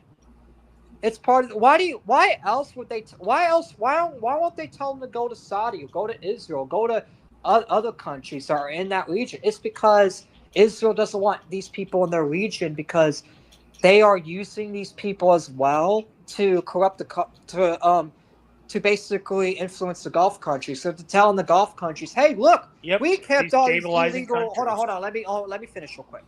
And this is the last point, and we'll unpause the video and let it play for a little bit, and then we'll get to the bricks and minifix thing. But that's the thing, right? That's the thing. Their plan is basically, but that's the thing. Here's what they're doing in the Gulf countries, right? They're telling the Gulf countries, look, we sent all these illegals to Europe. They're not your problem anymore. You are not affected by this war because we helped you.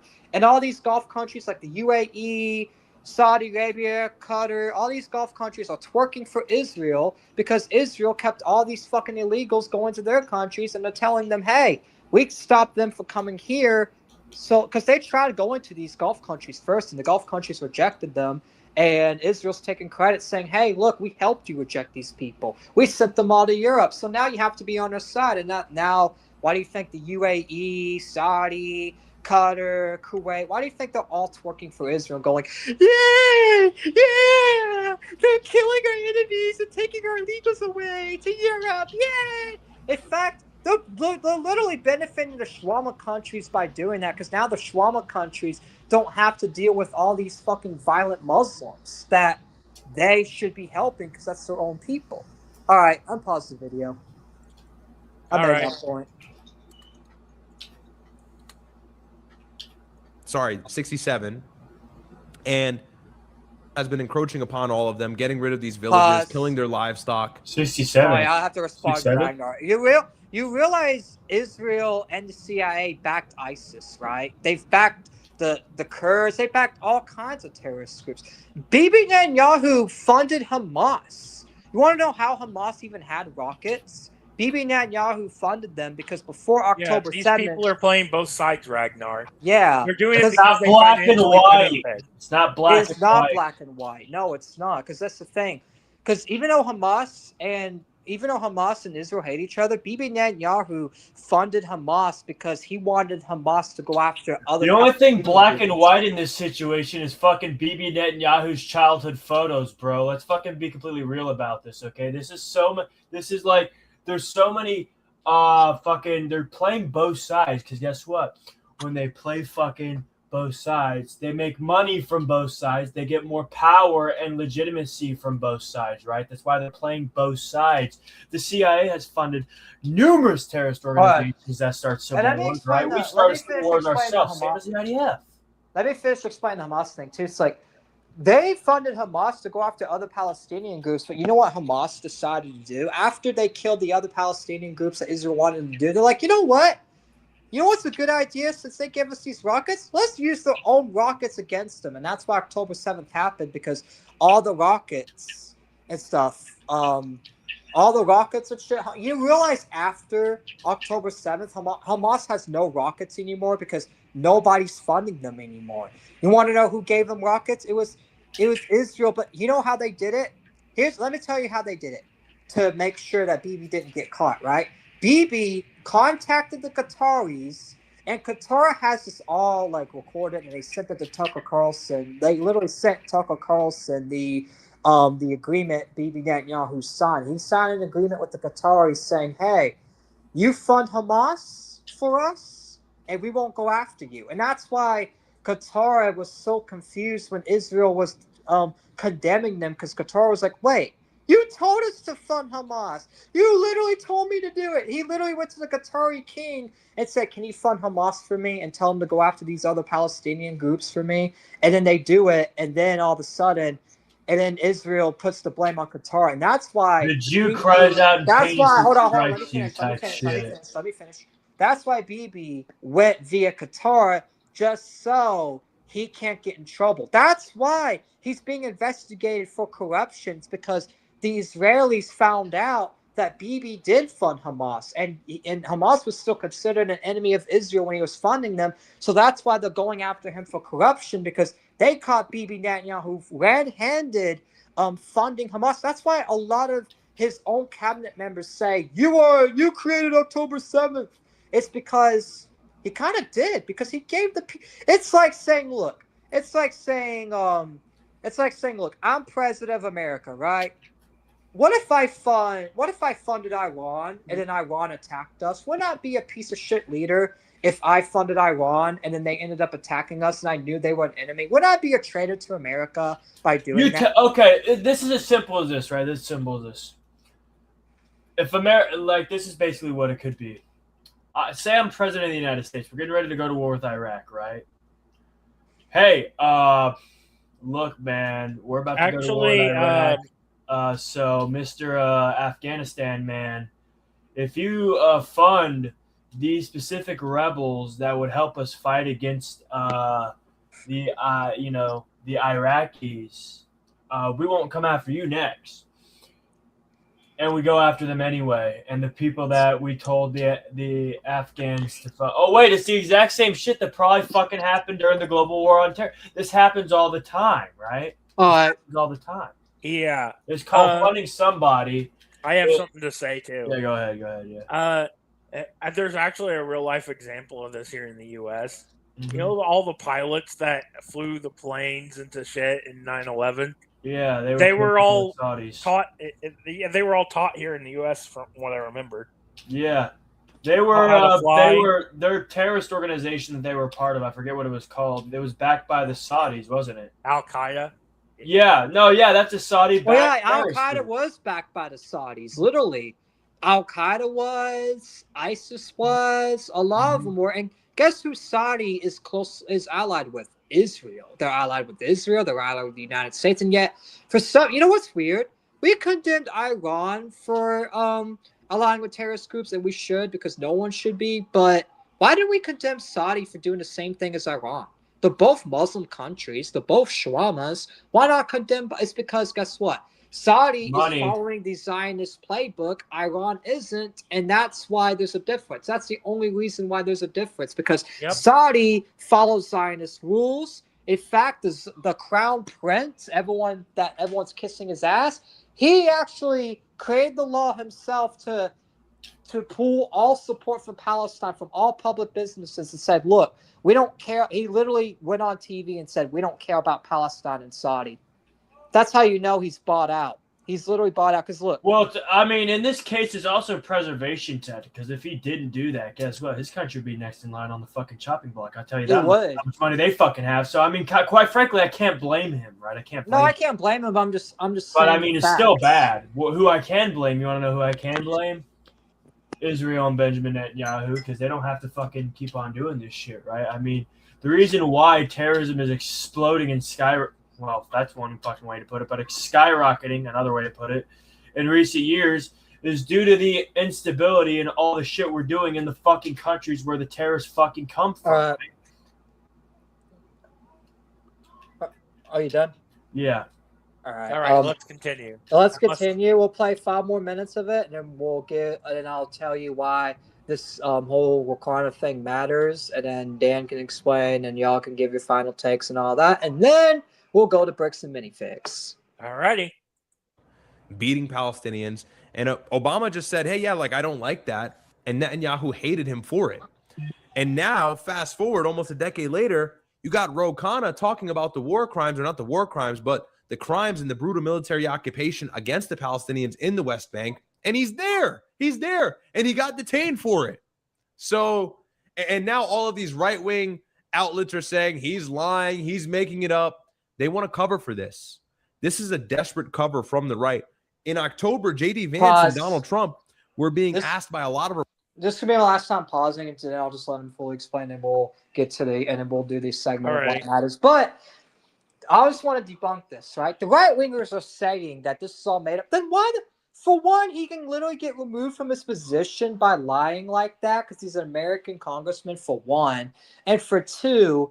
It was literally aired on CNN of him literally getting detained, telling a story. And you're going to say it's all fake? That's how you know these right-wing people don't care about the truth. Go ahead, tell the story about this. Back in middle school, we actually had a human rights organization that was giving aid to Palestinians in Gaza, right?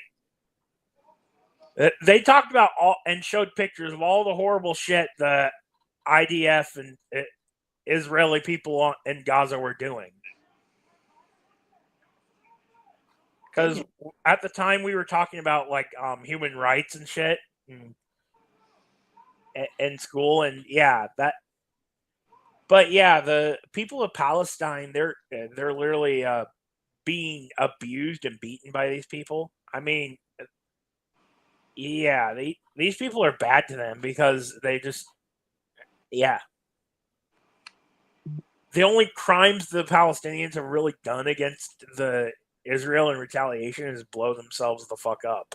And that's the thing. And another thing, too, it's like, not all Palestinians are a part of them. And that's another thing, too. It's like, I'm a Christian speaking about this. Like, here's why I care about it. It's because there are Christians being killed. They even say, hey, we're not Hamas. And then they're like, oh, we don't care. We're going to torture you to dogs. And they fucking have dogs. Like, there's just so much dark shit that I've been seeing and shit and hearing through like all this stuff. It's like all proven. It's just like, that's why I've been talking about this. And that's the thing. Yes, I'm not shawarma, but it's like killing innocent people is wrong, especially after Hamas is already defeated. There should be no reason why these people are being targeted, especially if these are just people living their lives. Like, I've seen a lot of these fucking videos of like, I saw this one video of a little girl fucking like bleeding the fuck up after getting beat from an IDF soldier. And she's saying, I need somewhere to go. And it just makes my heart kind of like pow. And no, I wasn't marking them. It's just that's just how they sound. It just made me actually want to cry seeing that because it's like that's a child. That's an innocent child with a stuffed animal. It's like how can you say that's a terrorist? They're gonna grow up as a terrorist when even after they're being beaten up and bloody, they're still walking around like innocent children with. And with they wonder why teddy bears. people fucking start terrorist organizations and start fucking targeting them. That's the fucking shit that causes shit like that to happen. You're literally making the terrorists your fucking self by doing that stupid shit, right? Yep. All right. Is there I've anything seen else? a few. Oh. Hold on, I'll say one more thing and we can unpause. I've seen a few CNN interviews of like them interviewing like Hamas militants, and they just say, "Look, I don't even want to be in this fight or field. I'm only in this organization because Israel killed my family, and I'm willing to die because my family's dead, and I have no reason to live anymore." You're literally giving these people no reason to live anymore by killing the siblings, kids, parents, all this, and you're killing everything around them, and they're going to be killed next. So it's like in their mind, they're thinking as be killed to be killed. It's like technically, it's like you do kind of have to put yourself in their shoes. That's what Dan and Torrin was saying, and Dan and Torrin are completely correct about this. And so am I. Brad, we can unpause it, unless Dan has anything else. Dan? No, I'm good. All right, you're good. Borders, because violence is ramping up in the West Bank. Hey, is it going to annex the West Bank? It seems like that's where the wind is blowing. That seems like that's where we're headed. And they said, no, they're never going to do that. That's going to continue to be our mission. You know, J.D. Vance answered that question famously on the tarmac outside of Air Force Two. And lo and behold, now Ro Khanna's there exposing the war crimes, and things have only gotten worse. And we're in July. So again, it's just like everywhere you look, they're doing all the things that are favorable. And, you know, I wasn't surprised, you know, and think about it. An American politician is being quote unquote abused and or detained. Imagine the Palestinian. Just looking at it, and these hoodlums come in with machine guns, an M4, an American-made machine gun, and they detain us. They block off the road. And then they call the IDF, and the IDF is on their side, not on the side of the Americans. Absolutely true. And I have video evidence to show you this. Not with Ro Khanna's situation, but with others. All right, pause it. All right, Go so back let's- to the Political is on their side, not on the side of the Americans. Absolutely true. And I have video evidence to show you this. Not with Ro Khanna's situation, but with others. All right, so I'm going to read it. Unless, Dan, you want to read it? I'll read it. Yeah, I'll read it. The Israeli military said troops and police officers intervened after receiving a report of settlers blocking vehicles near Kirbet Zanuda. I think that's how you say that. I don't know how to say that. Upon their arrival, the troops dispersed the Israeli civilians and allowed the vehicles to continue on their way. Okay. Are you going to pause it? All right, so let's Political donors. And what? And just to kind of, well, it's fresh, right? To show you guys this before we get sidetracked, because I have a bad habit of doing that. This is normal. What you are seeing are not airstrikes, not acts of Go war. ahead and take. Go ahead and close down the video. We'll go ahead and get to the. I'll just explain why this matters, and then I'll get y'all's final perspectives. And feel free to chime in too, because I know y'all have like Dan's been saying a lot of good things. Same with Torrin as well. Jim's just been Jim, but I'm sure Jim probably has a lot of good things to say too about this. Because that's the thing. Here's why this matters, right? And I'm going to say this, and then y'all can explain why this matters if y'all want. But here's why this matters to me personally, right? Ro Khanna is a member of American leadership going in and hearing the other side out and seeing what's going on in Palestine. And he's an American official, so he has every right to do it. And the fact that they're detaining him, it's just, bro, if they're willing to detain an American congressman, then what do you think they're doing to the Palestinians? Like, they're literally detaining American congressmen, pointing guns at our fucking leader and saying, hey, you don't have a right to be here. And they fucking detained him. And the IDF took their fucking side. It's like, bro, these people are not our greatest ally. They're literally detaining our fucking leaders for just going in and documenting stuff that they're doing. That's why it matters, because they're literally silencing our own politician. Any politician from our country that tells the fucking truth gets silenced by these people. They've been doing it for years and years and years, and they've done it to O'Connor. He tried They to go. say that JFK was one of the first people they silenced for telling the truth about him. I don't even think that's true. It could be a lot more people. It could be we don't true. even know. It could be true. We don't know because the Israelis are notoriously very good at covering their own tracks. Yep. Well, besides that one incident, besides the Lilyhammer affair, but I digress. Okay. And the USS Liberty. That one, yeah, that one's too obvious. Did you see the USS Liberty troop on 4th of July burning the Israeli flag? And then he made a funny video saying, "I apologize for absolutely fucking nothing." Yeah, well, they can burn our flag. We can burn their flag. I mean, they do it, so we should be able to do it. Exactly. But that's the thing. It just matters because it's like it's an American leader getting detained for something he's exposing that's actually true. And it's like we're supposed to be on the side of our politicians, especially when they actually do right. Now, I'm not on the side of politicians when they do wrong, but in this instance, Will Khanna has done nothing wrong. He is not even going shitting on Israel. He's just going to the Palestinian land and talking to Palestinians and asking how life is. That's all he's doing. We're the world police anyway, right? So we should be, as a fucking world police, we've been given that role. We should see both sides of a fucking situation before acting, right? That's kind of that's what the fucking police does, right? And we're seen as like a world police because of how much military might we have. Exactly. It's like we're literally doing what we should have been doing fucking since we got that fucking title, basically, right? Exactly. We want to, like, you brought up such a good point, Dan. We want to be the world police, but then we actually be the world police fairly and we get stopped for it. Like, oh, you can only be the world police, but only for this group, only for this narrative, not for the actual truth. See, they want us to be the world police for Jewish supremacy, not for actual. Because that's the thing. Because they believe the world belongs to them, but it doesn't. Because if the world belonged to them, they'd be the only fucking people on the world, quite frankly. But they're not. So exactly, God gave us. I mean, that is one of the few things I'll say is completely black and white. If the world was just for the Jews, then the Jews would be the only motherfuckers on the earth, pretty much, right? That is an Occam's razor, right? Right. That is a principle right there that fits, right? This is the most plausible explanation. It's just not. Okay, it's probably just not just for the Jews, I guess, of Israel. No. And in fact, if the world was for them, when they killed Jesus, God wouldn't have destroyed the temple for killing Jesus if the world was for them. Not only that, if the Jews were so right and Jesus was a crazy person and we're all just crazy people, then why did God destroy the temple when they killed our Lord and Savior? Like, as soon as they killed the Lord and Savior, the ground started earthquaking, and then the Bible literally said the temple got destroyed. It's like, also, apparently there was a worldwide darkness that happened that day too, and apparently, worldwide darkness and a blood. You know, NASA. I don't mean to cut you off, but they confirmed it actually happened. Yeah, NASA literally had a red moon. And no, NASA proved that the red moon happened. NASA scientifically proved that the world was in darkness that day. So it's like, if we were all in the wrong, and Israel was in the right, then why did the world go dark that day? In fact, even now, remember they tried to censor this in the media, but I saw this.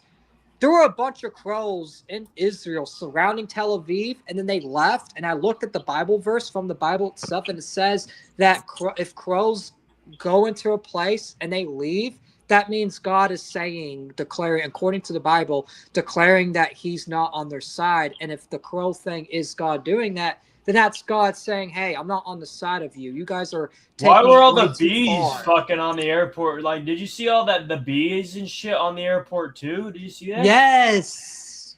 There's some weird shit going on in Israel. The bees are also going to Arizona as well, going to the Americas, and I feel like that's a sign because bees are not going anywhere else but Israel and America. Why is that? It's because that's God telling us, listen, you guys are taking it too far. I'm sure God probably understands the idea, hey, you're defending yourselves against the terrorists. You have to do what you have to do. And I don't think he's mad at us for defending ourselves, but he's mad at us for just killing innocent people and going way too far with it. And that's my only criticism of Israel. I have no problem if Israel wants to defend themselves. I have no problem if they want to retaliate. But they take it way, In war, there are going to be civilian. There are going to be collateral damage and civilian casualties. But you don't just fucking drop a bomb on every civilian you see and pretend, hey, they were terrorists. They were terrorists. Goyim, they were terrorists. We had to bomb them. They were going to send a nuke. You want to know what story actually got me emotional seeing? I saw the story of the priest in Lebanon, the Christian priest that refused to leave because he wanted to protect his people, and he got killed twice by a tank because by a tank shell. Yeah, no. He got shot twice because you know what he did? Hold on. Let me tell the story, right? So the priest saw his members of his church injured outside, right? Because Israel is striking their church. And instead of hiding in his church like a coward, he went outside because he wanted to save those two people. He went outside, and you know what the Israelis did?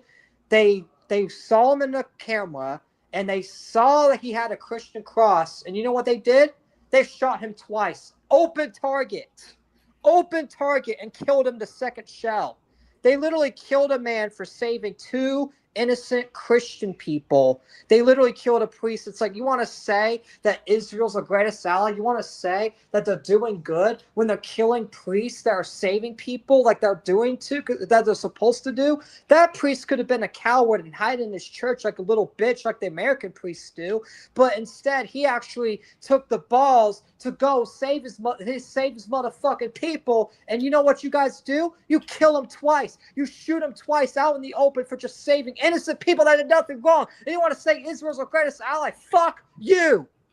Sorry, I got a little emotional. That story has me emotional. Seeing that it made me want to fucking punch my computer, because it's like, American priests don't even save their own people. Whenever they're in danger, they hide in the fucking church with the fucking money. And guess what? They leave the people out to fucking die and starve here in America. But in Lebanon, the fucking priest went out there and tried to save his people and gave up his life to save up his two innocent church civilians. And you know what he got labeled as? Oh, it's a misfire. We're sorry. We thought he was Hezbollah. Turns out he wasn't. My bad. Fuck you. Fuck your my bad bullshit. Fuck that. I'm tired of the my bad shit. That's another thing. Every time an innocent Christian or innocent Muslim or innocent person dies, they say, my bad. My bad. At what point does it stop going my bad? And if you said my bad one more time, we're gonna fucking invade your little country. How about that? Keep talking, guys. I gotta go see about dinner. Yeah. All right. We'll keep giving our final perspectives. So when you come back, we'll react to the reckless spend thing. But continue, Dan. I mean, it's like, at this point, it's like, how many fucking my bads do you get before it's like, no, you're obviously doing this shit on purpose. So it's, yeah, absolutely, you're bad. We're gonna fucking take you to fucking Guantanamo Bay and fucking force you to fucking face the fucking people you've been fucking dealing with and just shooting randomly for no fucking reason. There's a rule here that society likes to pretend to follow. You don't fucking you don't kill innocent fucking civilians on purpose. No, on purpose is one of the main things about it, right? Yeah. That's another thing, right? I understand, like Dan said earlier, he said that collateral damage happens, and that's the thing. Collateral damage happens, and if a civilian casualty happens on accident, then that's fine. It's like, yeah, that's an accident, that's a tragedy, but you're not evil for accidentally killing people that you thought was going to kill you, right? You're not. You should still be charged for it. In America, we have a thing called manslaughter. If you accidentally kill somebody not meaning to, but you do due to negligence, and it wasn't on purpose, you get manslaughter, correct? Exactly. But yet Israel doesn't. In fact, Israel, though, they don't get manslaughter. They just get to say, my bad. They don't even get a fucking slap on the wrist. They don't even get a slap on the wrist. They actually get a pat on the fucking ass, right? They get a pat on the ass. Keep on doing it. Keep on doing it, bro. Keep on doing it. You sexy motherfucker. Keep killing them fucking goyim, pretty much, right? Yeah. And it's just the thing. A lot of these stories do hit me emotional, especially the priest thing, because it's like, wow, we finally have a priest that is willing to go out there while there's bombs and fucking tanks being shot at him, going out there to save his people, and then he just gets killed. It's just like, Do you like, is being a good person a bad thing like in this world? Because like literally as soon as you be a good person, you get killed. The fucking priest thing, he went and saved his 2 people, got open target killed, and the only punishment and the only thing Israel got was a pat on the back, pat on the ass saying, "It's okay. It's okay." And then he got Trump's fake fucking thing saying, "Get out of Lebanon or I'll do something." And Bibi's like, "What you gonna do?" Nothing. Like, fuck you. Fuck you, sellout piece of shit. Free fucking Lebanon and free Lebanon. Why? Because all these Christians Also, are I'm back, being by the killed for way. no reason. Matter. All right, let's get final perspective, starting with Dan, because Dan does have a lot of good takes on it. Dan, what do you think about Khanna being detained by the IDF for literally just documenting an event? We're making. I mean, I don't know. We're making a massive fucking. We're not. I'm gonna say this. We're not making a massive enough effort to kind of like shout over this, right? Because this should be screamed a little bit more. You'll have people. We're having motherfuckers going over here, right? Saying like, oh, this is obviously fake, when it was fucking probably like it was broadcasted on CNN, if I recall, right? It was broadcast on CNN. The point stands that, I mean, shit. Even if it was fake, right? I mean, this is one of those few situations where even if it was fake, this is something that probably could. It's the situation that happened with Ro Khanna. It's infinitely worse to the fucking people who are Palestinian in that fucking area. So I mean, at the end of the day, it's real, right? So I mean, we have to fucking kick up more of a storm about this, because these same fucking people that we pay billions of dollars to every fucking year for a mutual protection, we're merging our military with them, or so I've heard. I'm not that's one of the things I'm not going to be completely balls to the walls about now, because there's so much conflicting information, right? I personally think they're going to do it, but I don't know. The evidence is very it's flaky, because so many people are saying one thing and the other.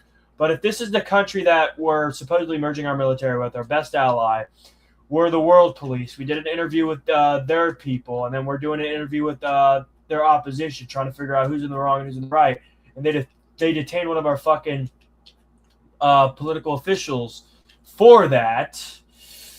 No, there should be more of a fucking storm kicked up about this. In my genuine opinion, I feel like more people should be yelling from the fucking rooftops, from the hills, from the fucking skyscrapers, from the fucking bridges, from the fucking cranes, from the fucking anything you can get up to a high point and fucking yell, and it'd be loud and clear to everybody down below. You should fucking scream from it and say, like, look, this shit's retarded. When are we gonna hold these fuckers accountable, right?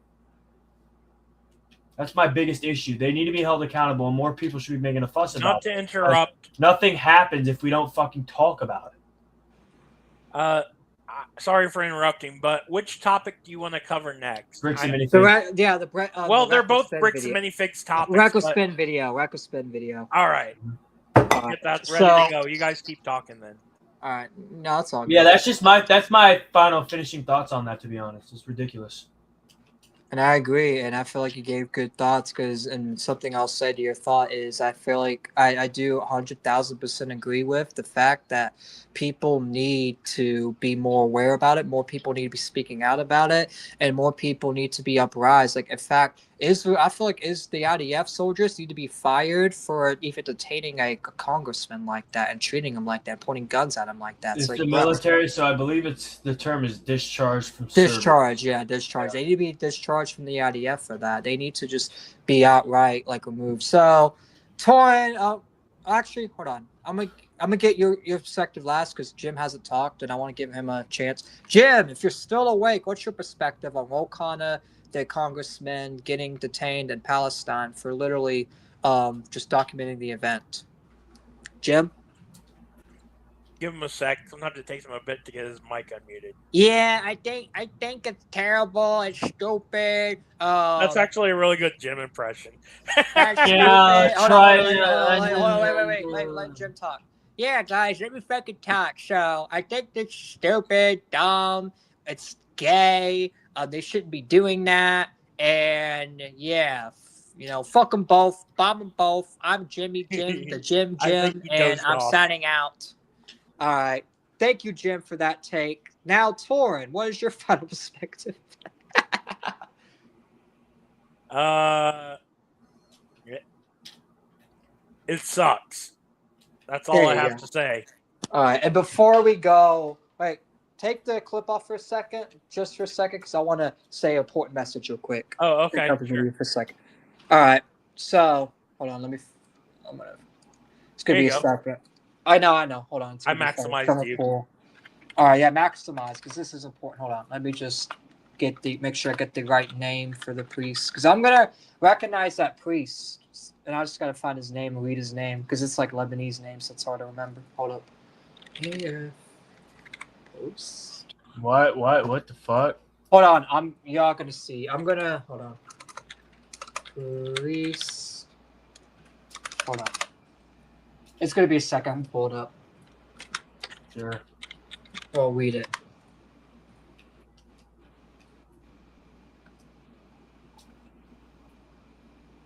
All right. So I just want to say rest in peace to Priest Furin Pir Ali Raviri.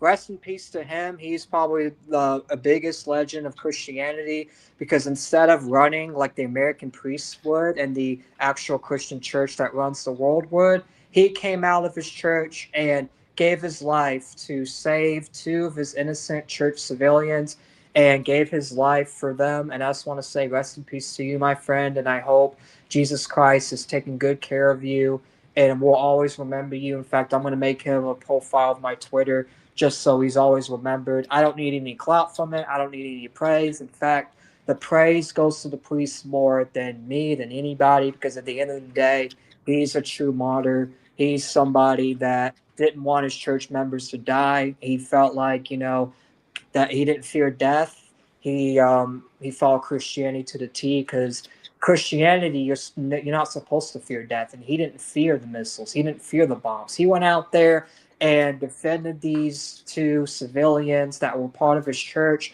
and he put them first over his own life. And I hope God gives him eternal life for that because that's a eternal sacrifice that deserves to be notarized. It deserves to be, known that this guy gave his life to make sure that his church members were saved, and he didn't fear death, and he wanted to go home, and he's hopefully at home with God, and I hope God takes good care of him.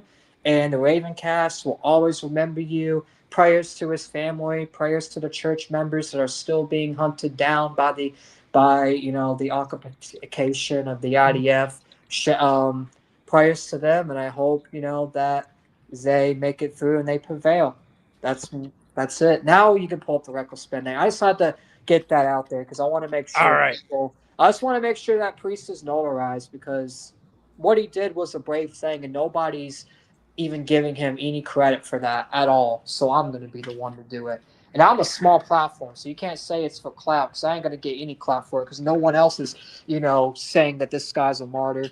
All right, so now let's talk about the Reckless Spend situation. Reckless Spend has put another video out with more body cam footage of Eamon McNeff lying. Eamon McNeff making more false allegations against Reckless Spend, making more fake threats and stuff, and he has more body cam footage that was not released in the other video into this video and provides a lot more context. So Bricks and Minifix basically is not giving up. They're not giving up their shit. They're not giving up silencing Ben, slandering Ben. They're not giving up any of that. They're not giving up that. In fact, they're doubling down even more and making more false reports. More footage is coming out, and Reckless Ben is putting him on blast. And I'm going to be real. I've supported Reckless Ben since the beginning, and my opinions have not changed. Even with that one slight miscommunication of, it's only 107,000. It's like, okay, and that's something Ben doesn't know. That's something that Crystal made the mistake of. That's not Ben's mistake. Why am I going to shit on Ben for something that Crystal made? That Crystal did. It was Crystal's error, not Ben's. So I don't know why people are shitting on Ben for getting the number wrong. And even then, it doesn't justify all the fucking lies and slander they did against him. It doesn't. Also, someone's in the car or something. No, I hear dishes clinking around. But yeah, mute. I think that's Dan. All right, there we go. No, it was me. I muted. That's my bad. Something fell. Oh, you're good. It sounded like you're getting into a car. It's like, damn, where you going? If you ever hear a crashing noise, it's probably my chair falling over or me falling over in the chair. Oh, that's fun. But let's go ahead. Let's go ahead and get into the video. Yay! A bunch of new body cam footage came in. No one's ever seen it, and we're gonna watch it right now. He came to harass us at our place. He's out of state. So this is filmed right after I get released from jail the first time, because I got arrested because I was trying to serve them court papers to take him to court. They're just making up reasons for me to be arrested.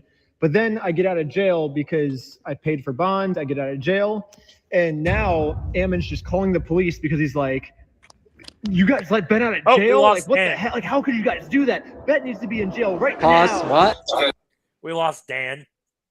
Oh, he's probably either connection or dealing with Yeah, something. I'll keep an eye out and make sure he rejoins. All right.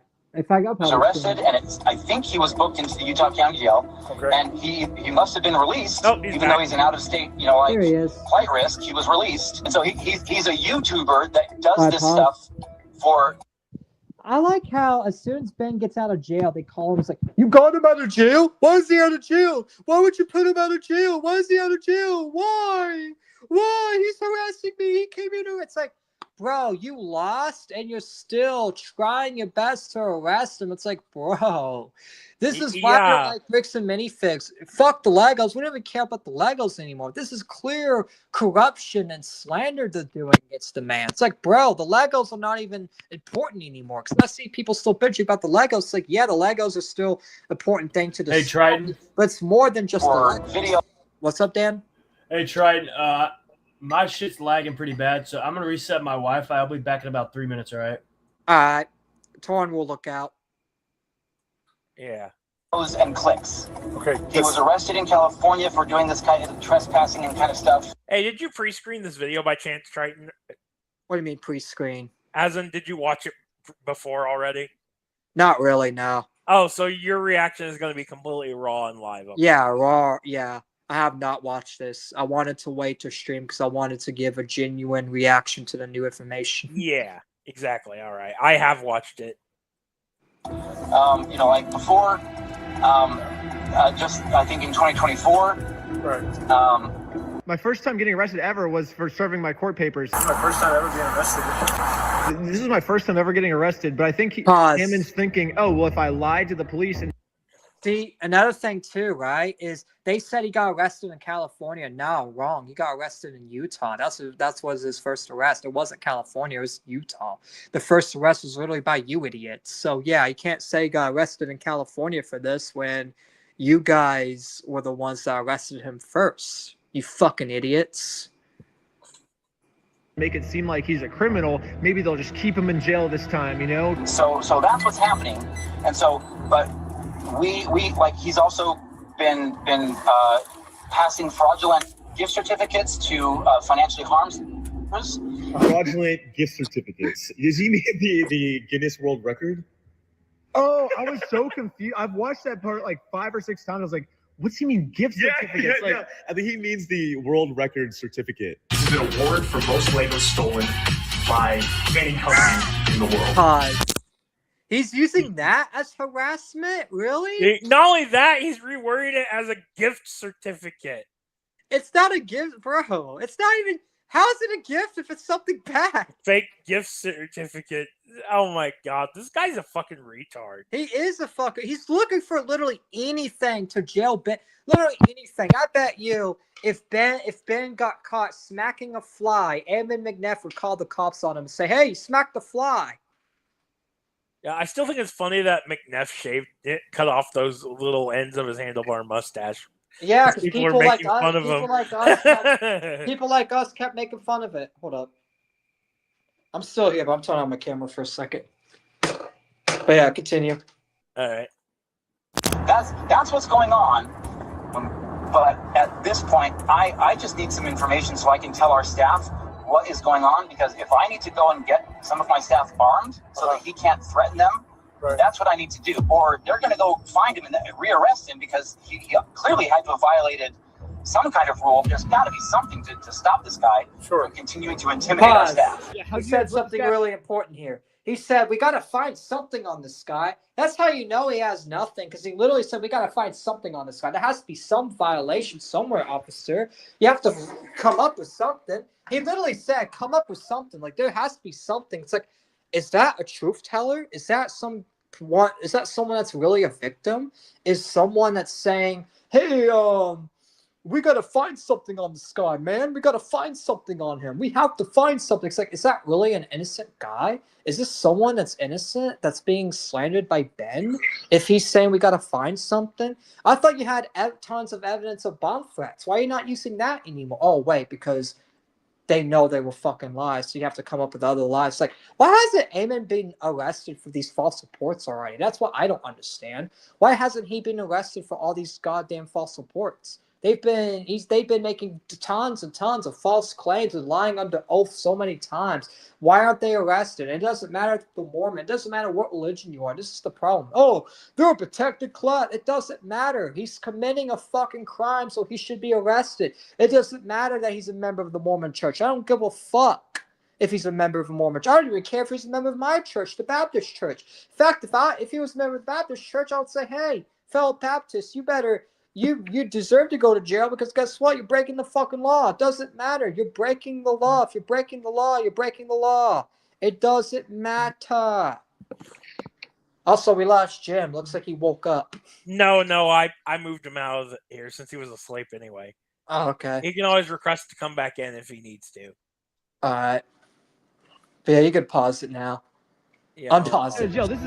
If we let this guy out of jail, he's gonna kill our staff. Like, how can you possibly think of letting this guy out of jail? You watch this, I feel like you're just like, dude, this is hilarious. I'm like, dude, this pisses me off. Yeah, it's pretty funny. Yeah. What the heck? Like, he's literally lying through his freaking. You want to know why Ben thinks it's funny? Because he knows all this is bullshit, and he knows they're just destroying themselves and shooting themselves in the foot, because that's how you know someone's confident in their truth. Also shout out to the mini cardboard cutouts of Eamon McNeff in the background. Oh, yeah, that shit looks funny as fuck. And welcome back, Dan. Hopefully your Wi-Fi's back. Well, you know what's weird? It's really weird. My Wi-Fi was shitting out yesterday. Now it's Dan's turn. It's like, is it Wi-Fi week for Ravencast? I mean, early on, your voice was cutting out a bit, but it's fine now. You were roboting a little, yeah. When it wasn't during the priest thing, right? No, it was way before that. It was like early on in the stream. Oh, okay. Because that part needed to be out. Like maybe the first half hour or so, because it's fine now. Oh, okay, cool. All right. Anything else you want to say, or should I continue? I mean, I'll give a comment on the cardboard box out, and honestly, that's really funny. All right, you can unpause it. I don't know what has been done since he was arrested yesterday. Sure. Like, we all sighed a big sigh of relief this morning knowing that he was arrested last night. Yeah. And then to have this happen all over again, like, everyone's feeling some pretty significant trauma that he's just not going to stop. Yeah, so it's not the police or okay. So what trauma are you guys on? What trauma is Ben really causing you guys? Like, what trauma? They say, oh, he's causing us trauma. What trauma is he causing you? What trauma? Like, all he did was go and ask for the Legos back. That causes you and your staff trauma? Then maybe you shouldn't be in this fucking business of going and asking, hey, can you give my friend his Legos back? If that causes you trauma, then you're not fit to run a business. Because all he was doing was asking for his friend's stuff back, because your business was basically mistreating his friend and telling his friend that he's trespassed. So he sent Ben to, solve the problem for him. I don't know how this creates trauma. Oh, some guy asking for Legos. It's like, it's a mistake you guys made. Yeah. You guys made the mistake, and he's just asking you to correct your mistake. If correcting your mistake gives you trauma, then don't run public businesses. Go live with your parents for the rest of your life. Why are you running a business if you can't even handle the smallest bit of criticism? Like, holy shit. You guys Eamon McNeff couldn't last one day in the commentary community, because he can't handle just being told to give Legos back to some guy. He can't handle being called bitch, a ugly person. Oh, yeah, if he were in the commentary community, he'd be one of those doxer assholes that doxes everyone. And he would literally dox the whole community. He would literally dox every single person in the community for the slightest bit of even if they didn't assault him. That's how sensitive this guy is. That's how sensitive he really is. He will literally dox, censor, and do all this shit just to make sure you guys can't criticize his little company. All right, you can continue. Actually, I do have something to say. All right, go Something ahead. I've noticed with a lot of the stuff he does is he'll bring his employees into it and weaponize them. Yes, he does. He does. Because remember weaponize the other guy we looked at the other day, that one guy who got a letter from or got email from them. Yes, I do remember that. They brought the employees into that too. Yeah, they did. They bring employees into everything because they want their employees to basically defend them no matter what. And if their employees were to go against it, they're basically using them as a meat shield. They're using them as a meat shield, and they're using them as a scapegoat. Yeah, They're exactly using them as a scapegoat. They're using them as a scapegoat, and that's the problem. It's like they're using them as a scapegoat and shit like that. And that's the problem, is they're using them as a scapegoat to get out of criticism, and that's something that should not be tolerated at all by any means. Yeah, I can almost guarantee that most of these employees did not consent to being weaponized like that. No, not at all. It's clearly to benefit Eamon and Eamon only. It's not to benefit the employees. And they didn't even get said. They just said, hey, you're either going along with this or you're fired. That's probably what he told them. You either go along with this or you're that's fired. probably why what's his face was fired. He's like, I'm not going along with this anymore. Yeah, I'm not going along. Brandon and Brian. Oh no, they were fired. They were fired due to because Brandon and Josh were way more, and they're still involved in the lawsuit. They just had to. Eamon had to let them go for reputational reasons. You realize they still work together behind the scenes, most likely, right? They they most likely have behind the scenes positions to where the public will never know, because that's what some of these companies do. It's like if their employees get under fire publicly, they will just have some backdoor way to have them still work for the company without them getting basically hit for reputation. I bet you Josh and Eamon still do work behind the scenes for Bricks and Minifigs, but that's just my theory. But I think that theory will actually end up being true, to be honest. All right, you can unpause it unless you have anything else to say. No, I'm good. All right. Actions that let him out, that's going to be a judge, right? And so that would be a complaint that would have to be directed towards their office to find out what's the deal? Why would you let this guy out when he's stalking us, right? That's yeah. So really quick. Sorry, let me grab a pen. Who do I contact for that? He's like, dude, what are you talking to me about this for? Talk to the judge. The police officer's like, we tried to keep him in jail until his court case for a month, but the stupid judge let him out. So don't complain to me, complain to the judge. All right, sorry. All right, but that's the thing. It's so funny. Even the officer's like, why are you talking to me? I don't care. Go talk to the judge. I'm not involved in this. Don't waste my time. Even the officer was like, you know what? I'm not covering this anymore. You go talk to the judge. Can you please leave me alone? I got other calls. Yeah, I go to the judge. I think someone said it best in the comments of this video. The cop is his therapist. Cobbs literally was his therapist, and he realized that. He was like, am I this inboard therapist? Like, is that what he's using me for? At that point, can you just use the judge as a therapist? Why is he using me? Go talk to the judge, please. All right. Continue. Yep. Yeah, what are you doing? I suggest you put all evidence that you have against this guy on them. He acts really cutesy, like he's clearly got some form of sociopathic disorder, because he lies to us, he says and does whatever. Yeah, something you'll notice in this video is he's using the sociopath angle. Yeah, he's using the sociopath, but look what the officer said. The officer literally told him, gather the evidence and use it against him. Like, if you have all this evidence against Ben, why aren't you using it? Use it in court. Don't be just running your mouth to me about it. Use it in court. That's basically what he said without saying it, but he's thinking of it. He's like, use it in court. If you have the evidence, use it in court, dude. Use it in court. Use everything you have. Use it in court, my dude. Oh, wait, you don't use all the stuff you say because you know it's fucking bullshit, and that's why you're trying to come up and scheme with the officer to come up with more things to get him on, because all the stuff you already have the courts already know you fabricated it, and you have no evidence proving that Ben made any threats. There's no recordings of Ben making threats. There's no text messages that could be proven that was Ben himself. Like, there's nothing you can prove that Ben was making these threats or doing any of this shit.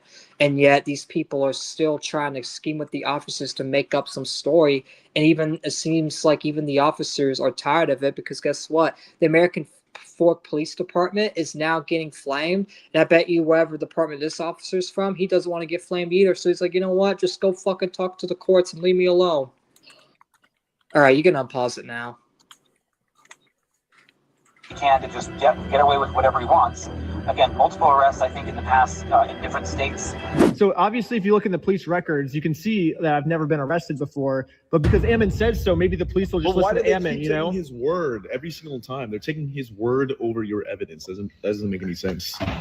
I don't know. That's another charge, obviously. I mean, we'll stack him until he leaves you guys alone, I guess. You know what I mean? Or they put him in jail, one or the other.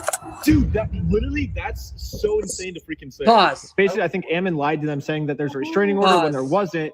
And so he's like, oh, well, that's another charge, and we're just going to keep making up charges about me until I'm in jail for good, is kind of what it sounds like. Even though the evidence goes against everything you say, I want to help.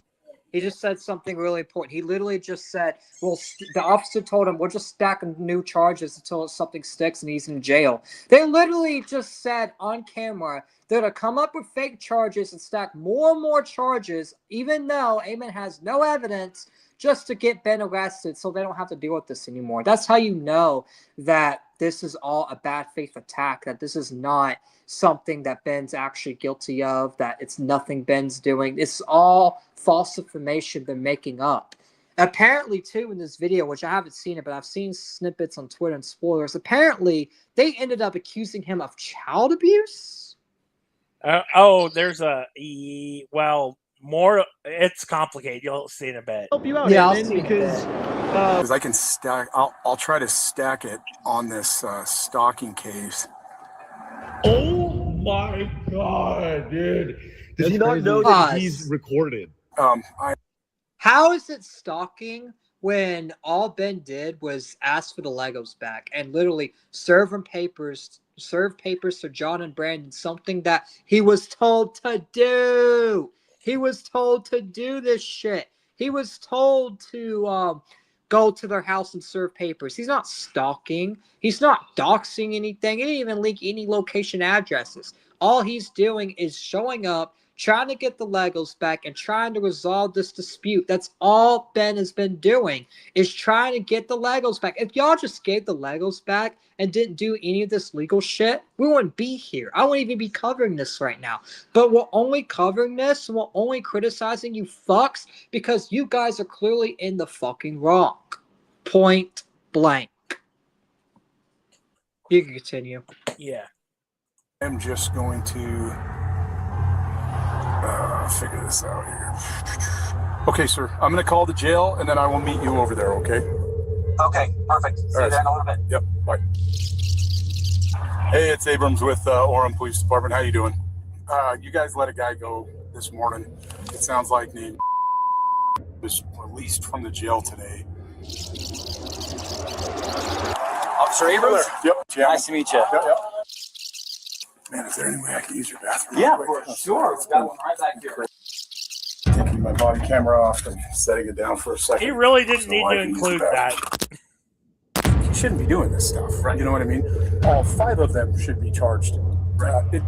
Basically, what they're saying now is not only should we put Ben in jail for forever for trying to serve these court papers, we should put all 5 of his team members in jail for trying to take you guys to court. You guys don't deserve to go to court, and anyone that tries to take you to court, we're going to put them in jail indefinitely. They started threatening to kill some of the staff.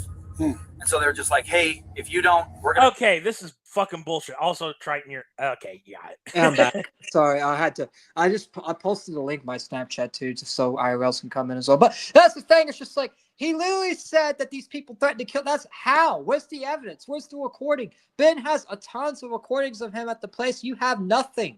Show the recordings. Upload it. Upload it somewhere. Show it to the courts of them threatening you. You just say they threaten you, and yet these people are going to take your word over actually looking at the evidence? Where's the proof that Ben threatened you? Where? Where's the proof? Where? Show the evidence. Show the evidence, you piece of shit. Like, god damn. Like, show the evidence. It's not that hard to show the fucking receipts. All right, you can continue. Give me a sec here. You're good. This thing, it's not hard to show the goddamn receipts. It's not hard to show evidence. It's not hard to actually show shit. All right, I'm ready to go. All right. We're gonna kill you if you don't give this guy his money back and all this other stuff and like all these things. And so we're like, dude, like you guys have to go through the appropriate legal channels. Yeah. This guy has nothing to do with it, other than he just gets off on making videos and like if you look him up again, he goes by the name of YouTube, and he films himself doing illegal things all the time, and then he gets his videos taken down, do all sorts of research on him. That's what we're dealing with, is a guy who, like, honest to goodness, he's a sociopath. Okay. As we've done some additional, like I said, still using the sociopath angle. Yeah, literally calling him a social. Like, how's Ben a sociopath? Is he a sociopath for just asking for the Legos back? Is that how he's a sociopath for asking? Hey, give me the leg. What's that? What's that, Dan? It's projection, dude. You literally guys talk for a bit. I gotta go get my dinner. All right, but that's the thing. It literally is projection. Like, literally, you're not wrong. It's literally projection. All this dude is doing is literally projecting himself. He's saying, "Oh, reckless Ben is stalking," but how did they get the? Remember on part 2, like when they got swatted at the house? How did Eamon and Josh know where Ben lived? How did they know the license plate? Remember when they recognized the car right away without even looking at Ben? They were doing the stalking. They were literally taking pictures of Ben's license plate and just to make sure that it was easier for the police to track him down. So it's like, yeah, you can't sit there and say that, oh, we're being stalked when you guys are the ones doing the stalking. You guys were the ones doing the stalking. You guys are the ones doing the shit. You guys are the ones stalking motherfuckers. You guys are the ones doing all this shit, bro. You guys are the ones doing it. You guys are the ones stalking. You guys are the ones slandering. You guys are the ones doing all this shit. All right, you can continue. I just had to fucking... on him. He has, like, it appears that a relative of him, of his, because he's originally from Ohio and then he moved to LA, some relative of his with the same name, that, like, based on what we can piece together, was, like, convicted of, like, child porn or child, sexual, like, contact, some of these other types of things. What? So there's a very real chance. Yeah. Does Ben explain? I mean, you watched the video. Does Ben ends up explaining this, obviously, right? Even if it's like, what does that have to do anything with Ben? Like, it's a family member. Like, it's not like it's a family member that he's brought on. It gets even wilder. He's lying about lying here. He's literally double lying here because why was there no? Hold on, let's let it play. So he may have been abused as a child, but that set him through a mental disorder, kind of whatever the case may be. He's clearly a sociopath and does not care about, like, the system. My whole family's, like, pretty close, and I'm like 99.999999999% sure that's not true. But if it is true, I would like to know who that is. So, because I would, that's probably important information for me if there is someone in my family that's like that. But just a really quick update. I think we found the guy that Ammon's talking about. Athens man is sentenced after he was found guilty of 110 felony counts for recording and distributing child pornography from his home. So he's saying just because they have the same name that he's related to Ben? Is that what this is? This is like some false gotcha? I think what it is he was also trying to indirectly imply. Basically, he was lying and then lying about the lie. So. Oh yeah, he was lying about the lie. He was lying and saying that Ben was related to this guy, but all this guy is just the same name. It's like it has no connection. Did he even check to see if this guy like was related to Ben? Probably not. No, he probably did some half-ass. He did some half-ass work. He saw. Look. Here's what he did. Right? He said, Benjamin Schneider. Oh, they're related. Oh, he got caught for CP. They're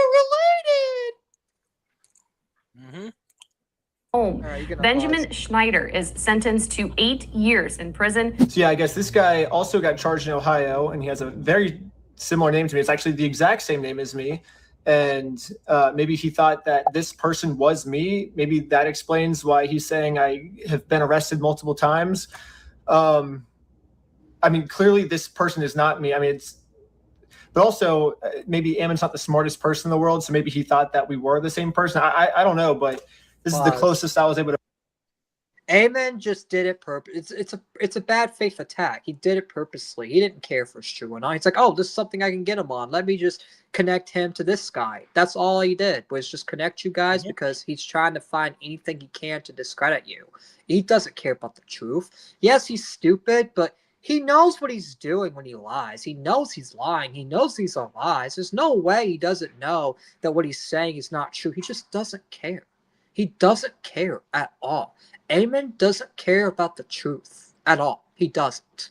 He never has. Ever since I covered the situation, he never's cared about the truth, and I don't think he ever will care about the truth, guys. He won't. He just won't. He's just a dishonest hack. He's literally a dishonest hack piece of fucking shit. Find of what Ammon could be talking about. We know this guy's a sociopath, and so we're very afraid for our staff. Yes, sir. And these guys coming in, they've threatened people before. They don't care about the law, right? Right. And that's what makes us very scared, is because again, like, do I? And I'm. You don't care about the law either, you fucking retards. What the fuck? This is why I say it's projection. Mm-hmm. Not only that, but where's the evidence of them threatening you? Of Ben and his staff, Ben and his team threatening you? Ben showed all the evidence of what you guys are doing, but you guys haven't showed not one record. You guys have went on an interview with Fox News, and you didn't even say that Ben was threatening you guys on Fox News. Remember the Fox News interview we covered? Why didn't Ammon mention any of this on Fox News? Why didn't you mention it on Fox 5? Why didn't he show evidence on the Fox 5, where he had a chance to show everything?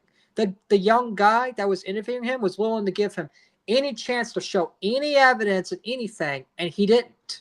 Why didn't he show any of this on the interviews? He's done multiple interviews. Why didn't he send this to CoffeeZilla?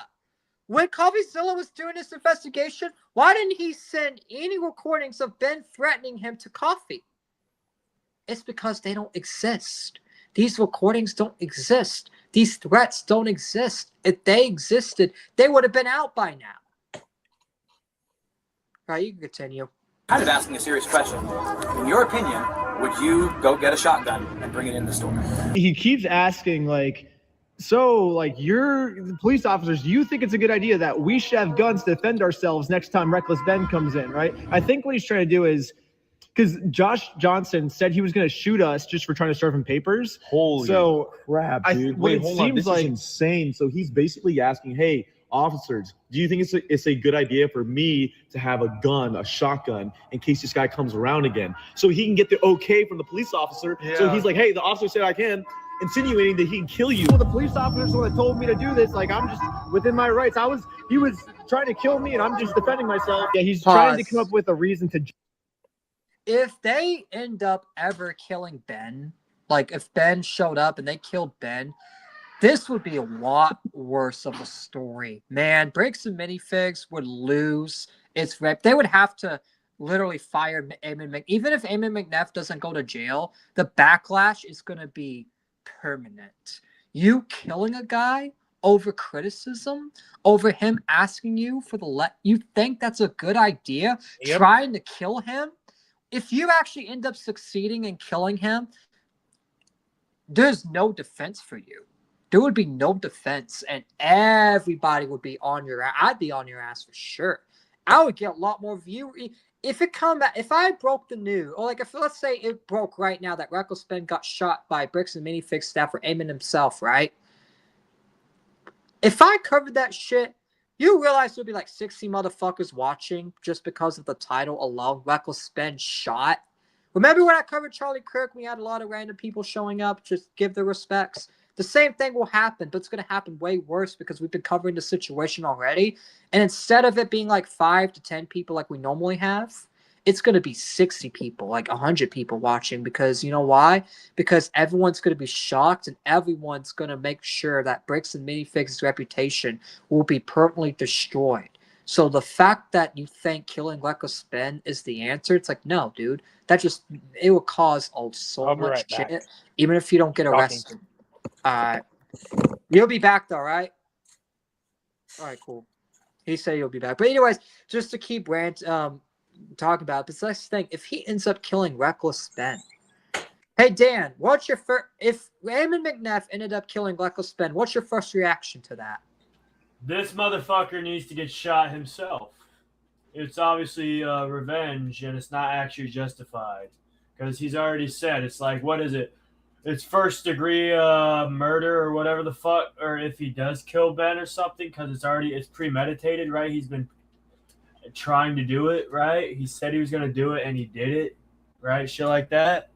Right? I don't know what the exact fucking legal term is, but it's definitely a premeditated murder, if any fucking thing, right? I mean, shit. Yeah, exactly. It is premeditated murder, because not only that, but he's literally saying he wants to do it. He's like, it is so stupid. I'm gonna call the cop now. Hey, officer, can I shoot this man who wants to shoot the court papers? Can I shoot him? Can I shoot him for just telling the truth and asking us to give Legos back? I'm back. Can we kill this guy over Legos? Welcome back. What the fuck? All right, you guys done talking or? Yeah, you can unpause. Yeah, you can unpause. Justified We're murder. good. I mean, it's just ridiculous. This is actually insane. Yeah, it's a little scary, but In a situation like this, where some people we feel like are in danger. I personally encourage people who are able to carry legally to carry. Okay, so that's basically all the footage after I got arrested of them freaking out, and I think that kind of explains why, because a few hours later we do the GoFundMe. Sheldon gets arrested just for promoting this GoFundMe, and then they sent a whole SWAT team of police officers to my house to just arrest everyone. So basically Ammon's doing what I like to call the 3-year-old method, which is basically if a 3-year-old really wants something and they're not getting it, what do they usually do? Whine, cry, kick the back of the seat when they're in the car. Basically this. That's kind of what Ammon's doing. Like, Ammon at first isn't really getting what he wants. It's like, I mean, I guess he got me arrested, but then I get out of jail and he's like, oh shoot, if I just keep saying he's stalking us, they're not going to keep him in jail for stalk. I got to make up some story to put him back in jail. It's exactly what a 3-year-old would do, right? And then he says, we're going to murder him. We're going to, he's like, we're threatening him, and he's not getting what he... See, this is worse than the 3-year-old, because at least if the parents tell the 3-year-old has parents that can tell him no, and eventually, even though they may cry and scream, they'll end up realizing, hey, it's no at the end of the day. Amen. He doesn't ever realize what no means. He'll never. Yeah, he's never told no as a child. Yeah, he was never taught what no meant as a child, and that's the problem. Is Amen is still in that 3-year-old mindset, but he's in the mindset of never being told no, because he probably had one of those parents that just let him do whatever he wanted, and he got everything he wanted. That's probably why he's successful right now, because I'm sure his parents helped him, and I think his dad helped him with the business and stuff like that. So it's like, that's the thing. He's always gotten what he wanted when he was younger, so he feels like now that he's older, he still should get what he wants as a kid. It's like, it doesn't work like that. It does not work like that at all. You can't just get what you want just because, oh, I'm Eamon McNeff. No. Dude, especially if you're doing something wrong, so you can't, if Ben's not stalking you, you can't get him for stalking charges. He's not stalking you, dude. He is not stalking you. He's not stalking you. He's not harassing you. He's not doing anything against you. Yet you guys want to just lock him up for what? Y'all want to lock him up for just telling the fucking truth? Really?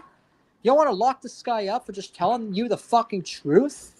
And fucking wanting Legos back when y'all stole Legos from an elderly man? Come on, bro.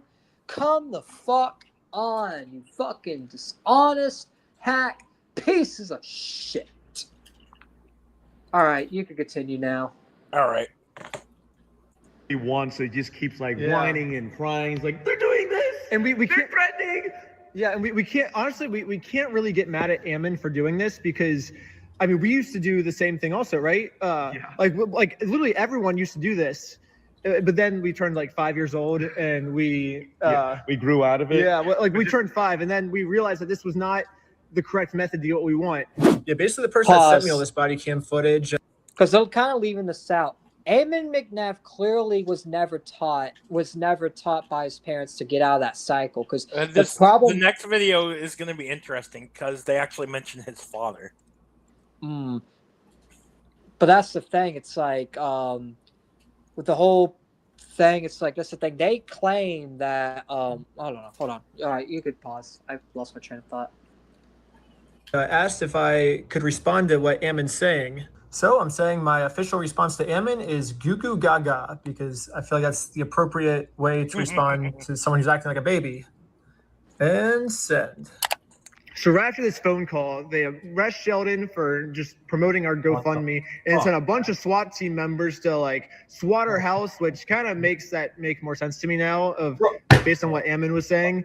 But anyways, let's fast forward a little bit. We posted the video. Oops, and this wrong, is, I think wrong 5 days after we posted the video now. But that's the thing. It's like they're trying everything. They're literally trying everything in the book just to make sure that Ben gets arrested. And all Ben did was ask for the Legos back. Like, that's it. I know I keep repeating myself a little bit, but why didn't they just give the fucking Legos back and avoid all of this? They wouldn't even be in legal trouble right now if they just gave the Legos back. Come on, you're losing what? $107,000 at most? So what? You guys are $1 million. You guys can literally get that money back. Like, come on, just either find the Legos and give the Legos back directly, or just pay the money back and move on. Do your investigation, find a legitimate amount of money, and confirm it with Brian, work with Brian, and then give the Legos back or give the money back, and then we can all just go into sunset like nothing happened. But Eamon doesn't want to take that option for whatever reason, because he doesn't want to admit his wrong. It's like, bro, sometimes admitting your wrongs, it's how you stay in the game, because if you don't admit your wrongness ever, this situation is going to destroy you. It's going to destroy your company in the long run, because a lot of people are not going to buy from Bricks and Minifigs anymore over the story, especially if this keeps on getting more and more. And if you do end up killing Reckless Ben or having Reckless Ben killed, then it's going to be even worse. In fact, if Reckless Ben died from a heart attack right now, everyone will blame Eamon just because Eamon made those threats. It's like, you really want to make those threats? What if Reckless Ben just dies from a heart attack right now and everyone thinks you did it? It's like, that's why you don't make those threats like that, because you never know like how it'll fuck you over.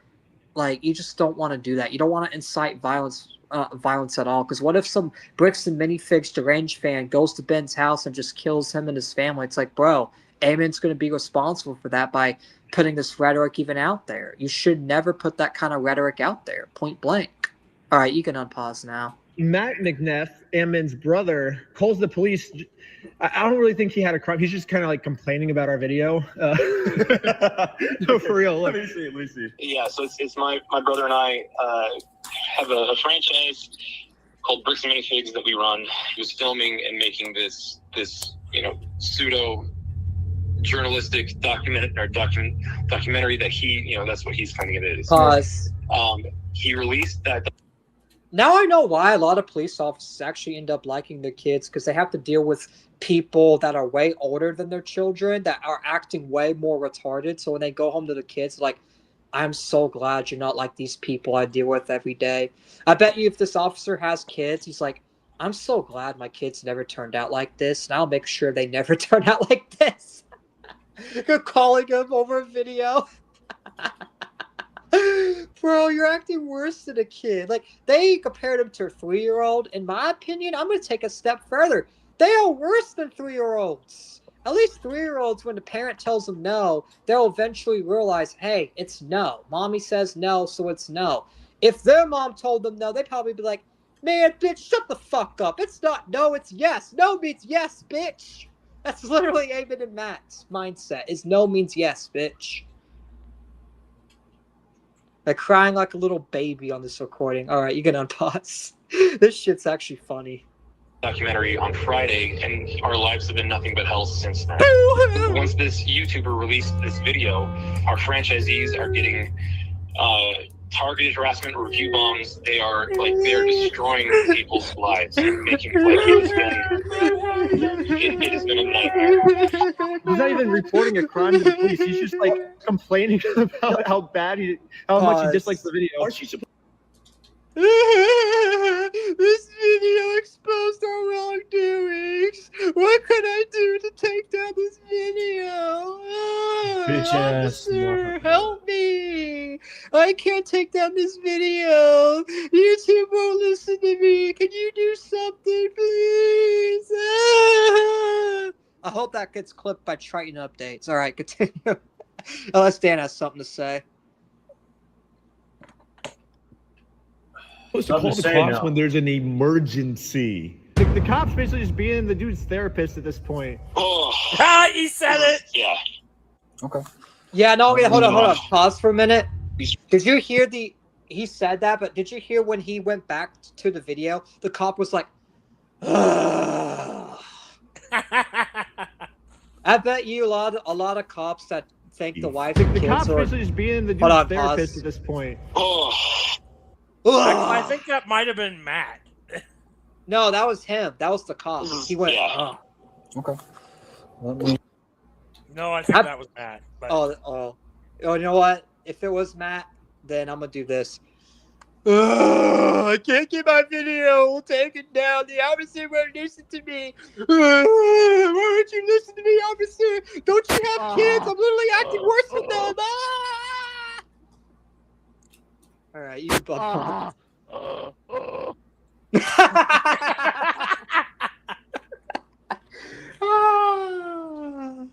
I gotta take one for that. He's trying to say that the American Port Police, our company, and the LDS Church are all colluding now in protecting our franchisee, and it's one big giant conspiracy. I mean, it's insanity.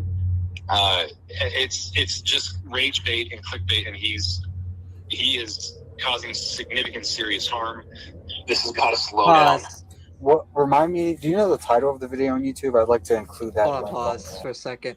He wants to say that this is causing him harm. What's causing more harm? Bricks and minifigs to fucking use the police to slander the guy and make up false claims, or reckless spin just going to the studio and saying, "Hey, can you give the Legos back?" Which one's more harmful? Which one's more harmful? In my opinion, it's bricks and minifigs. Lying and slandering Ben. That's what they're doing, more harm to themselves. That's the thing. You can only control your reputation based on what you do, right? People sees me as a crazy autistic guy that tells the truth. You want to know why even my haters have somewhat respect for me? Because even though I be crazy and raging out, I still tell the truth. Matt, on the other hand, you are making yourself known as a fucking lying sack of shit crybaby. That's the reputation you are putting yourself. You're putting that image on yourself. Ben's not putting that image. Ben didn't put that label on you. You put the label on yourself by acting like that. If you act like a childish crybaby, people are going to call you a childish crybaby. That's how it works. All right, you can continue. The YouTube creator is like, again, we feel like we've tried the whole way through to do the right thing here. This entire time, Bricks and Minifigs, they say they've been trying to do the right thing the whole time, and it's literally just been as easy as give the dude his Legos back. Like, they're just sitting in an empty store right now that you guys aren't even planning on selling them anymore. Ben, what a goddamn crap, baby. Ben literally just said what I've been saying since the beginning. All this, Ben just confirmed what I've said too. This whole thing could literally be over if you just give the Legos back. Ben will leave you the fuck alone. Ben will go after some other shitty company, and boom, we can move on into the sunset like nothing happened.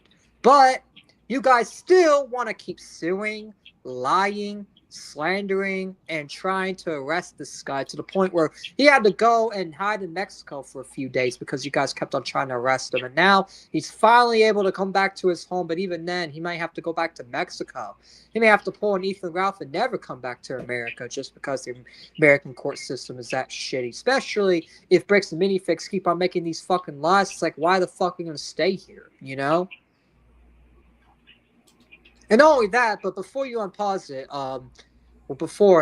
they're literally in an empty store, not even selling. Like, you could literally reopen that store if you just gave the Legos back and, you know, said sorry and moved on, and then the store could be making money and everything will go back to normal. And then within 5-10 years, everyone will forget about it and business will go on as normal and we can all go back to our lives. But no, you guys want to keep the situation going because you guys want to basically not admit your wrongs to the point where you guys are willing to destroy your company over it. Good luck and see how this ends. This is going to end with you guys losing no matter The what. Mormon cries out in pain as he strikes you. Exactly. Mormon cries out in pain. That's literally Eamon McNeff. He's literally a Mormon crying out in pain as he's striking Ben. He's like one of those disgraceful. It's like one of those animes where like the soldiers are like stabbing the people and they're going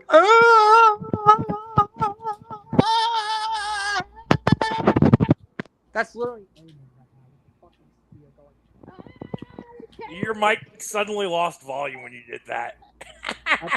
My retardation probably cut out. Sorry, guys. Retardation. No, you're muffled now. You were yelling so loud you fucking threw audio.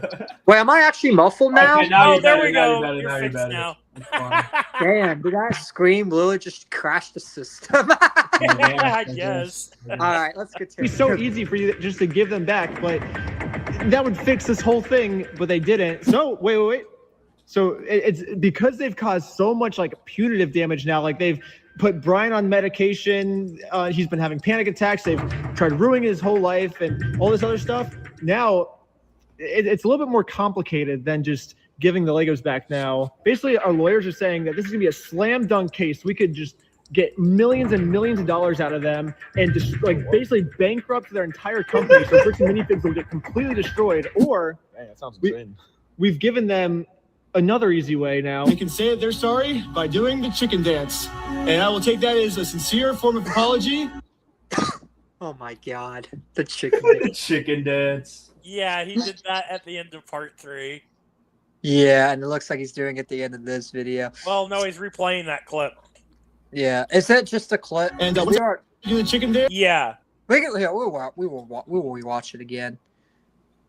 And I will know that Bricks and Minifigs is sorry, and we can finally move on to the next video series. It'll be awesome. But it's weird. Bricks and Minifigs still hasn't done the chicken dance yet, which to me makes me feel like they think doing the chicken dance will cause them hundreds of millions of dollars worth of damage. They're that scared of doing the chicken dance. They think that by them doing the chicken dance, it's probably, I don't know, but they think that's a worse decision than destroying their $100 million company and all of the innocent franchises that have nothing to do with this. They think it's worth destroying all their franchises just so they don't have to do the chicken dance. Their time is running out, and they have 1 week left as of me posting this video right now, and then there's going to be a third thing. So right now, it's just give the Legos back and do the chicken dance. But if they wait 1 more week, then they're going to have to do 3 things. Whatever this street is, it's the street Joshua Johnson lives on. They will have to rename this street Reckless Ben Street.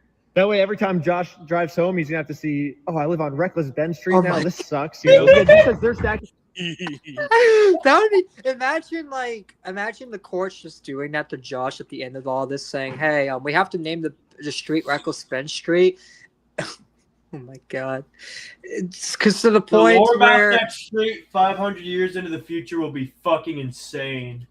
Because now it's not just Josh has to live with the pain, but Josh's family gets to see, hey, who's Reckless? Why did they have to ask Josh, hey, Dad, if he has any. I think he does, but I'm not trying to I'm just trying to make a joke. But imagine they say, hey, Dad, why is this name Reckless Ben Street? And he has to explain, there's this guy on the internet. Like, bro, imagine explaining this shit to your kids to justify why you have to slander somebody just because you didn't want to give the Legos back. You have to justify it to your friends, your family, your everything, because they're going to see Reckless Ben Street and be like, why is it named Reckless Ben Street? Who is Reckless Ben? I bet you Josh is going to be like, that's just a plant, or that's just a fruit. All right, let's continue. It's a basketball Hall of Famer, like Larry. It's a basketball player. No, literally. Hey, Josh, if you're watching, your defense could be he's a basketball player. There you go. That's how you charges the new Larry Bird. We're stacking the list of demands before they can get out of this mess. Sounds good.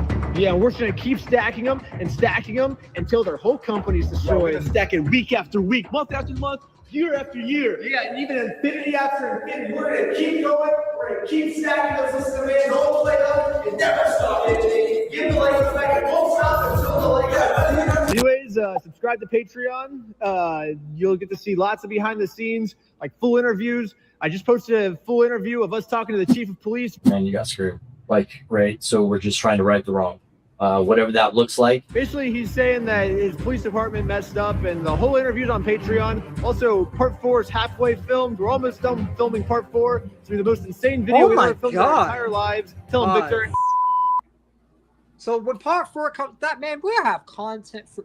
Man, thank you, Bricks and Minifix, for being pieces of shit. Just imagine if Eamon McNeff becomes like an actual lolcow status figure, and everybody's trying to fuck with him next. Yeah, no spoilers. It kind of sucks because we're still undercover in part 4, but part 4 is gonna be super sick. Everyone's saying that the Lego videos are wrapping up. I think the Lego series is actually just started. Pause. Remember? Oh, no, it's ended. I'm gonna say this, and we'll give final perspectives. Remember when I said that this was far from over? Was I lying? No. Was I lying when I said that? Was I lying when I said this was far from over? No. You a goddamn prophet, bruh. I don't even think. I'm not gonna lie. I still don't even think we're halfway through. I think this is gonna be like part 20 or even part. Imagine you a prophet, the likes of Muhammad, bruh. Yeah, but no, it's not. Oh, seriously, it's just like that's the thing. It's just like this whole thing. It's like but that's the thing. It's so easy to predict because it's like I knew the situation was over because they're not giving up. It's like this situation could literally be ended right now if they just escape. They didn't technically look. The chicken dance thing is a joke. They literally don't have to do a chicken dance. They literally just have to just give the Legos back and this whole thing could be over. But yet they don't want to do that. So it's like, bro, come on, man. Can y'all just fucking give the Legos? In fact, if Eamon were to do the chicken dance, a lot of people would say, damn, that's actually respectable. He actually, is doing this shit. He learned himself just because, he knew he was in the wrong, So it's like, well, there would still be people that are saying there would still be a lot of people who are saying he's obviously doing this to save his own ass, right? But now there's going to be more. I mean, because he hasn't done it yet. There's going to be more because he hasn't done it yet. Yeah, he's just gonna if there's another out that he could take and he takes the other out, there's obviously going to be more people now who are going to be like, well, you're obviously doing this to save your own ass. As if he were to just give the Legos back and then do the chicken dance. If there's like 4 more things he can do and he does all of those, then there's going to be more people who are like, yeah, obviously he did this to save his own ass. And there will be more people saying that because it would be way more fucking obvious, right? He's shooting himself in the fucking foot by not doing it, to be quite honest. He's shooting himself in the foot. He shot himself in the foot when Ben originally came there and asked for the Legos and he told him to get the fuck out. It's like, okay, you started a whole mess. Now it's hard to get out because it's technically wasn't that because it started off with Ben going to a franchise. No, it started him interacting with that Amanda bitch and Josh Johnson and then Eamon. But Eamon could have literally saved his own ass if he didn't get involved and double down and side with Josh instead. Just say, you know what, we'll look into it and fire Josh on the spot. The first time Eamon McNeff has ever been told no in his life is Reckless Ben saying, no, we're not going to stop coming after you for being a fucking piece of shit. And I think this is the reason why he still is, doing this bullshit, right? He's never been told no in his fucking life, right? Well, in any meaningful way, right? There's really no meaningful way he's been told no, right? But Reckless Ben is straight up being a gangster, like, no, we're not going to stop coming after you for this fucking assholery, this bullshit, this douchebaggery. So, yeah, we're going to keep on doing this. I mean, we could have done this the easy way. Now we're going to do it the hard way. And you obviously are not going to like it. The funniest thing, right? I was playing Battlefield 4 when I was watching this, right? So I was in I was doing the Shanghai map in Battlefield 4 when I was watching this specific episode of the Reckless Ben saga. Yeah. When Reckless Ben was basically doing the same shit that Eamon was doing by using franchise law as a fucking shield, Eamon looked so fucking defeated. He literally looked like he wanted to fucking kill himself. And it's like, he looked like, oh my fucking God, I might have just found somebody. I might have just met my match, right? And it's like, yeah, you kind of did. This would have all been fucking solved if you did the right fucking thing. But I guess the right thing doesn't make you money. Well, doing the wrong thing in this instance is losing you money. So you better pick whatever the fuck keeps the money in your fucking account and keeps your fucking business afloat. Because right now, if you don't fucking get those Legos back and do the fucking chicken dance, you won't have a fucking business. You'll have to sell that off to some motherfucker and file bankruptcy and punitive damages that you have to fucking pay, buddy. Okay. Exactly. And if you're trying to do some flaky shit like you did after Reckless Ben started putting attention to one of your stores, right? The thing is, right? Reckless Ben already caught your asses trying to do that one fucking thing, trying to like say we're shutting down the store so you didn't have to pay a motherfucker shit. He didn't let that go, and he's not gonna let this next thing go if you try and do the same shit after you lose. So I mean, you're better off just looking at the fucking options here, Eamon. You're better off looking at the fucking options here. Do I keep this shit going forever until like I have nothing left? Or do I just apologize and try and salvage what I have left? All right, let's. If you keep this going, you won't have shit to salvage, motherfucker. Is there any thoughts you want to give on the Reckless Ben thing before we get to the Lego Empire video? I might actually get off for the Lego Empire thing. All right. Thanks for coming on and covering these segments with us. You gave a lot of insight, especially the Wakanda Palestine thing. Like, yeah, we have one more segment. Yeah, but it seems it's like really short too. It's only 8 minutes long. Yeah, it's only 8 minutes. But if you have to go, then it's fine. Me and I'll cover it. I'm just tired and I don't want to have a shitty day at work tomorrow. But you know what? I'll cover it with y'all because you said it's just 8 minutes. Yeah, it's just 8 minutes, and it's basically going to be our shorter segments, and then after that, we'll basically be. It's still the bricks and minifix thing. It's okay. Yeah, let's look at it. Look at it. Yeah, let's look at it. Come on, we can do this. Yeah, I guess Dan's gonna stay for that because it's only 8 minutes, not like 17 minutes like these other ones. I mean, I just can't leave after telling Eamon that his option is to either do the right thing or, lose everything, and his life is already kind of ruined. So let's go ahead and hear how it's so. Let's go ahead and hear this shit. Let's go see how he ruined his life even more. Oh yeah.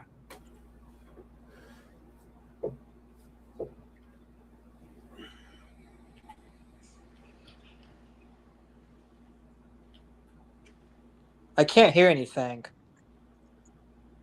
You can't hear anything? Press M. M.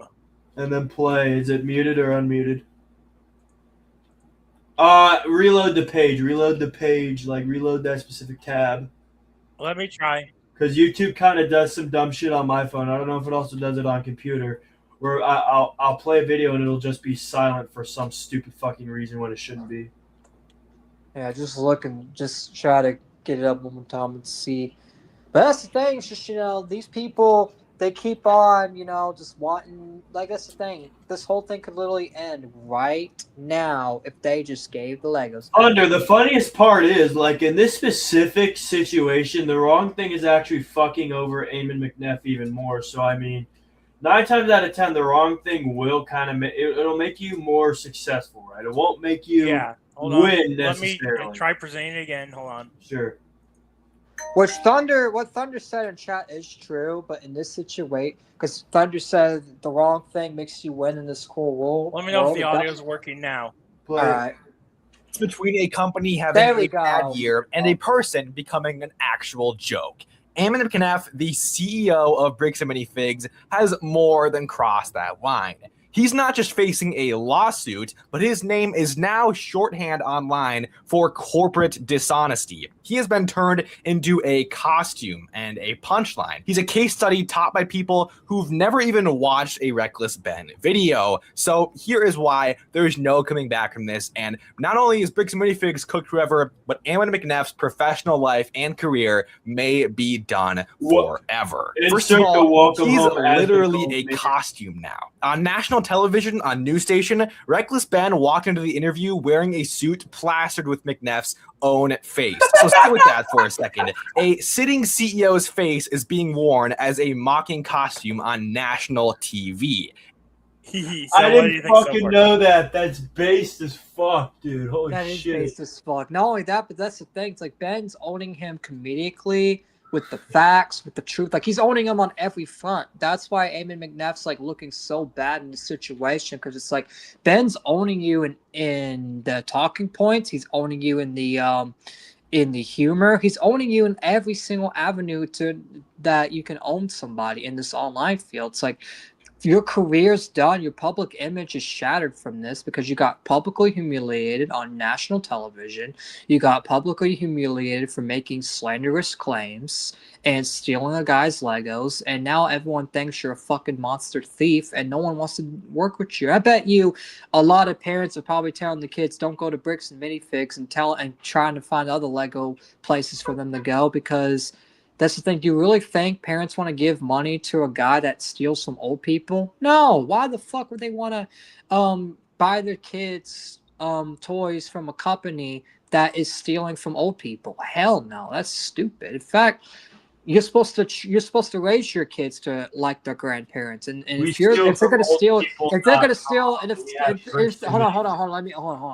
they're going to steal from your grandparents, they're most likely going to steal from you too. So it's like, yeah.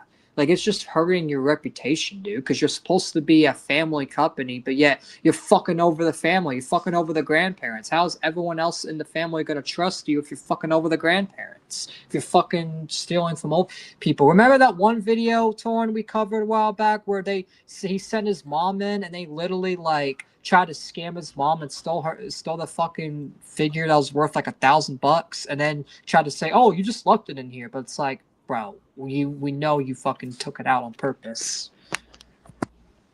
And it's treated as comedy, not exactly controversy. Hold on. Yeah, no comment to that. I asked you a question. You don't remember that video?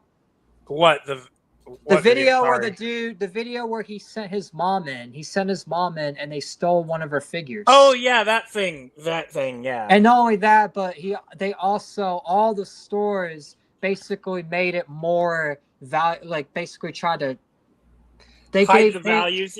Higher values to his mom because they know his mom doesn't know what the fuck she's doing. That's how you know that gave lower values. They gave lower values to her because they're trying to fuck her over and make her pay more money. Oh, all right. Continue. Yep. Yeah. That's not just bad press for Bricks and Minifigs.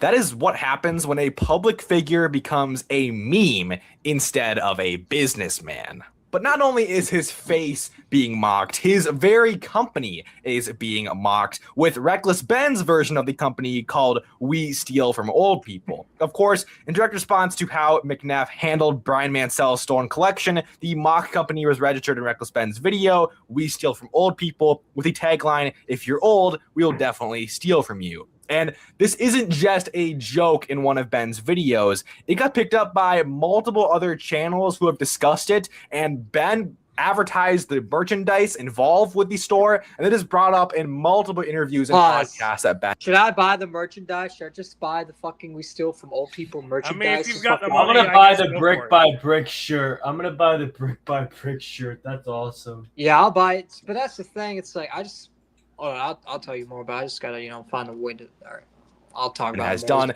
No doubt, tens of millions of people have seen this fake company. If you Google Ammon McNeff today, you're one click away from a satirical company that was built specifically to humiliate him. Not only that, but on police body cam footage, even with these cops that many people have called corrupt, they admitted that what Ammon McNeff was accusing Ben of had no real merit. The Provo officer saying that we agree there really was no extortion code that would fit your situation. That officer, of course, then helps him, hunt down Ben and a charge that'll stick. But before that, she literally admits, Ammon, whatever you were claiming before has zero credibility and won't hold up at all. So not only are all these people that would be critiquing him otherwise questioning his credibility, cops that were literally colluding with him come up with charges also questions his credibility. So anyone who searches him up now will find a police officer essentially admitting that his original accusation didn't hold up. Major Tech CEO publicly told him to get lost. When Bricks and Minifigs formally asked Patreon to remove Ben's page, he told him to shove it up your ass, bro. Yeah, he's like, stuff it. Stuff it. He's like, stuff it. Like, we're not doing anything about it. Like, Ben's done nothing wrong. He's exposing your shit. We're not gonna take it down. Stuff it. Patreon's own CEO, Jack Conte, responded not privately, but with a public video signing with Ben that effectively told Bricks and Minifigs to sue if they had a problem. So that is a CEO of a major tech company that is much more popular than Bricks and Minifigs, mind you, and definitely helped scale and skyrocket the story even more when Patreon responded. All the backlash Bricks and Minifigs and Amon McNabb got is one thing, but when another CEO is making content about how little they respect your complaint, that is industry-wide humiliation. But not only are people connected to the LEGO community and people who have things to gain criticizing him and questioning Amon McNeff, but business and gaming commentary sites with zero connection to this fan base reached brutal conclusions entirely on their own. For example, Culture of Gaming said, quote, a textbook failure of leadership. Trinket Kingdom flatly said, dogwater leadership, unethical, cowardly, and morally bankrupt when describing Bricks and Minifigs and Amon McNeff particularly. So these are outside observers who looked at his conduct and independently landed on the word corrupt. Not to mention, his own employees don't respect him either. A majority of Bricks and Minifigs' own franchise owners, the people running his stores every single day, signed a petition demanding he step down. And that petition reached the Bricks and Minifigs board, nothing happened, but when the people who work for you stop trusting you, that's not outrage from strangers. That is a verdict from the inside, and it really goes to show just how questionable of a CEO you really are. And there is no coming back. It's so bad to the point where your own franchise is like, hey, can you just step down, please? You're making us look bad. We don't deserve the backlash for all this, because that's the thing. It's affecting innocent franchises. And I want to say, don't be going and harassing innocent franchises just because they have nothing to do with this at all. They really don't. They have nothing to do with the situation. And like this guy says, a lot of them are skeptical of Amon and the situation. So you can't just go and blame every single Bricks and Minifigs franchise. But however, that's the thing. They are in the right for ordering Amon to step down because it makes Bricks and Minifigs look really bad. And that's the thing. In order for these people's livelihoods to be saved and their company to be saved, I think they would have to let Amon go. They would have to let both Amon and his brother go and give it to someone else that has nothing to do with the situation, get Brian's Legos back, and boom. That's the only way Bricks and Minifigs will be saved, because if Amon is still CEO of Bricks and Minifigs and he doesn't step down, then the Bricks and Minifigs image is cooked, and you'll see a lot of franchise stores just leaving or taking the building and rebranding it to their own Lego store and basically separating from Bricks and Minifigs, creating a lot more competition and making and hurting Amon a lot and hurting Bricks and Minifigs. That's why it would be better for Bricks and Minifigs if Amon and Matt both step down, but they're not going to do that because that's how bad their reputation is, to the point where they probably do have to go in order for this company to survive. But if they don't end up going and leaving, then that's why Josh Johnson and Brandon had to go, because they were too much of a liability for the company. And now it seems like Amon and Matt are just become just as bad of a liability as Josh and Brandon were, to the point where they have to go along to the drain with Josh and Brandon down to the sewers, because guess what? They're fucking up the company, lighting it on fire. And if they're lighting it on fire, you got to get them off the ship. So I feel like Bricks and Minifigs, the only way for them to survive is if they get Amon and Matt to step down and give it to someone else and fucking just step away. Yep. That's the only way that Bricks and Minifigs would be safe, because Amon and Matt had every chance to give the Legos back and they didn't. So all this is their fault. Yep. You can continue. The costume, the fake company, the body cam clip, the Patreon video, the independent corrupt verdicts, and the internal revolt is permanently indexed and searchable and archived on the internet. And Wikipedia even now has 2 dedicated pages preserving 2 pages. 2 pages. That's insane. Which, let's be real, you can't really trust Wikipedia for anything, but you probably trust the pages because these pages are probably accurate. But yeah, they probably use information grabbed from various websites and sources. I just hope some asshole doesn't go on there and add some false information and make Ben look and try to blame it on Ben, like, because that's Wikipedia has gotten a lot of people in trouble for that. So you just got to be very careful, because you got to be careful on like who controls these threads, because anyone could just come in and post anything, like Kiwi Farms. That's why I'm super critical of Kiwi Farms. Yep. All of it. And one outlet put it pretty well when they said, quote, "Years from now, someone searching Bricks and Minifigs may find this story. They may see Ammon McNeff's name attached to it." So this isn't just a scandal that fades in a news cycle like Bricks and Minifigs wants to believe. It's now the permanent first impression of his name and his brand forever. And it's one thing to have your company fail. It's another thing to have your face, your name, your identity, your career, and your reputation completely tied to it. I mean, if you search Bricks and Minifigs on YouTube right now, I'd say 85% of the thumbnails on those YouTube videos that have hundreds of thousands, if not millions of views each, all exhibit Ammon McNeff's face. I mean, look at the thumbnails on my channel. I've used Ammon McNeff in most of the. I mean, he has a very generic villain face. That's why millennial supervillain. In Yeah, fact, I've on been this, saying this. hey, on this segment, when I clip out this segment and the other Reckless Spin segment we did, the two Bricks and Minifigs segments, I'm gonna put Ammon McNeff's face on both of them and use two different pictures and find like the most cringiest ones ever, just so he knows. Hey, listen, bro. People don't fucking like you, and you probably, if you want your company to be saved, you probably do need to leave. So yeah. In fact, I'm gonna title this segment. I'm gonna title this specific segment "Ammon McNeff needs to step down," and then the other segment. Yeah. You know what's funny about this? They all apparently his father's also disappointed in him.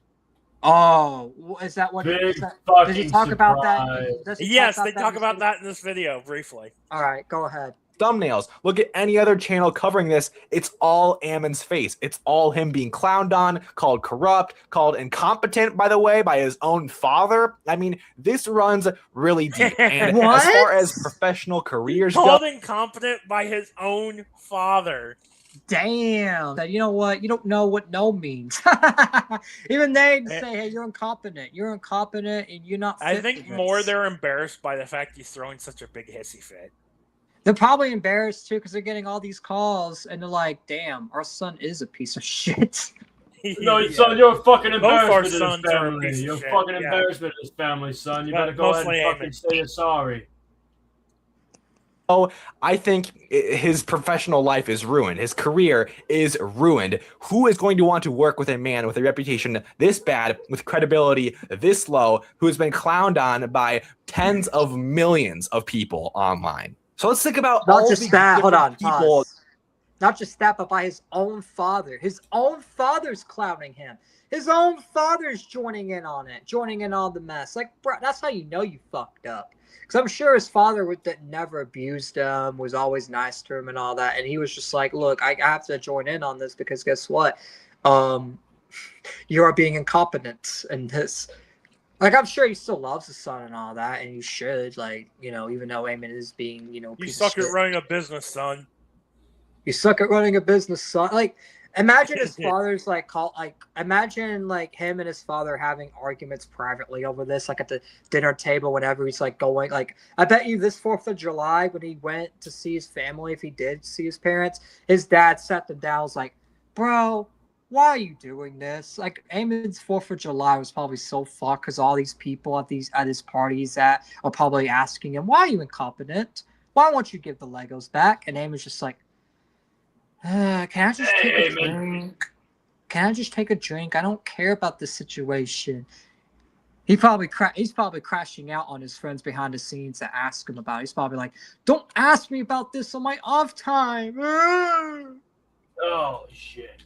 We got about 2 minutes left of the video. Let's finish this up. Let's finish That have called out Ammon McNeff. You have former franchise owners. You have current franchise owners. You have Bricks and Minifigs employees. You have independent investigators and journalists that have nothing to do with Lego before this, but because of this story, they have objectively looked at this and came to the verdict that Ammon is at the very least very, very questionable. You have Ammon's own father saying that he failed to run his own Bricks and Minifigs location years ago, and he's basically not good with business. Not to mention the possible police corruption, stealing a $200,000 collection from an elderly man, and every other action that you can look at that points towards Ammon McNeff in this case that just absolutely shreds.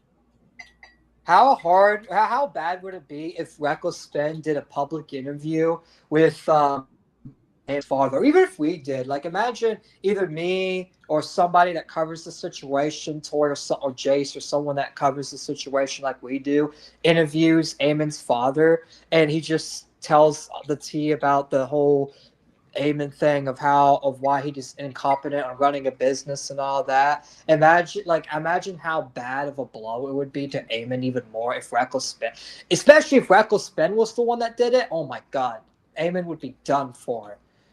Like I wonder, like is his father? Obviously, don't go and expose personal details, obviously, like because that's just not cool. But expose like the business aspects of it, and even though you do love your son and all that, still, publicly speak out. Maybe if his father did something like that and Eamon got that humiliation ritual, then maybe Eamon will realize, man, I'm in the wrong because my father's going on these fucking interviews and talking shit on me. It's like, yeah,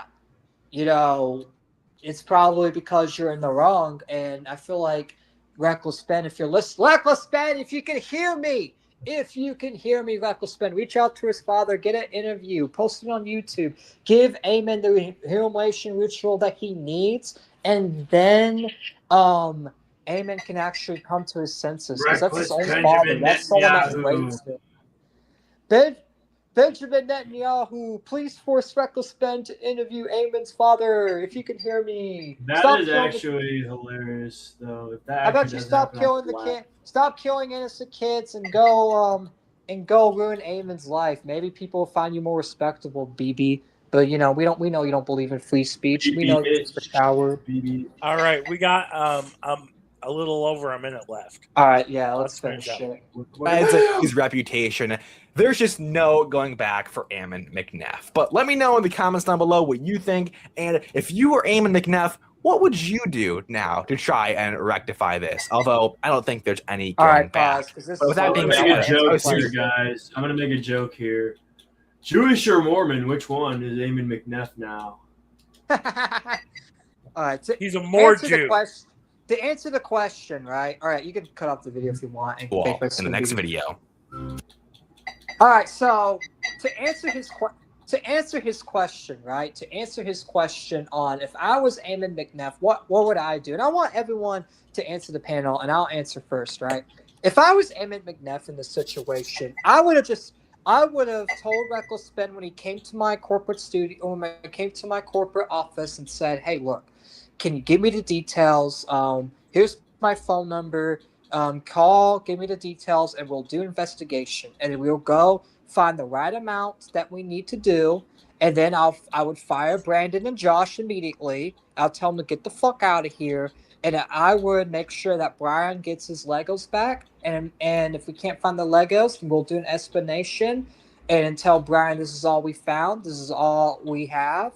Here it is. If you want more, we can try to investigate more. But due to our investigation, this is what we found. And I would give Brian his money, his rightful legal money back. And I'll call it a day. I wouldn't go this far. I would try to resolve that situation. I wouldn't tell him to get the fuck out. I wouldn't make false police reports. I would try to avoid the situation.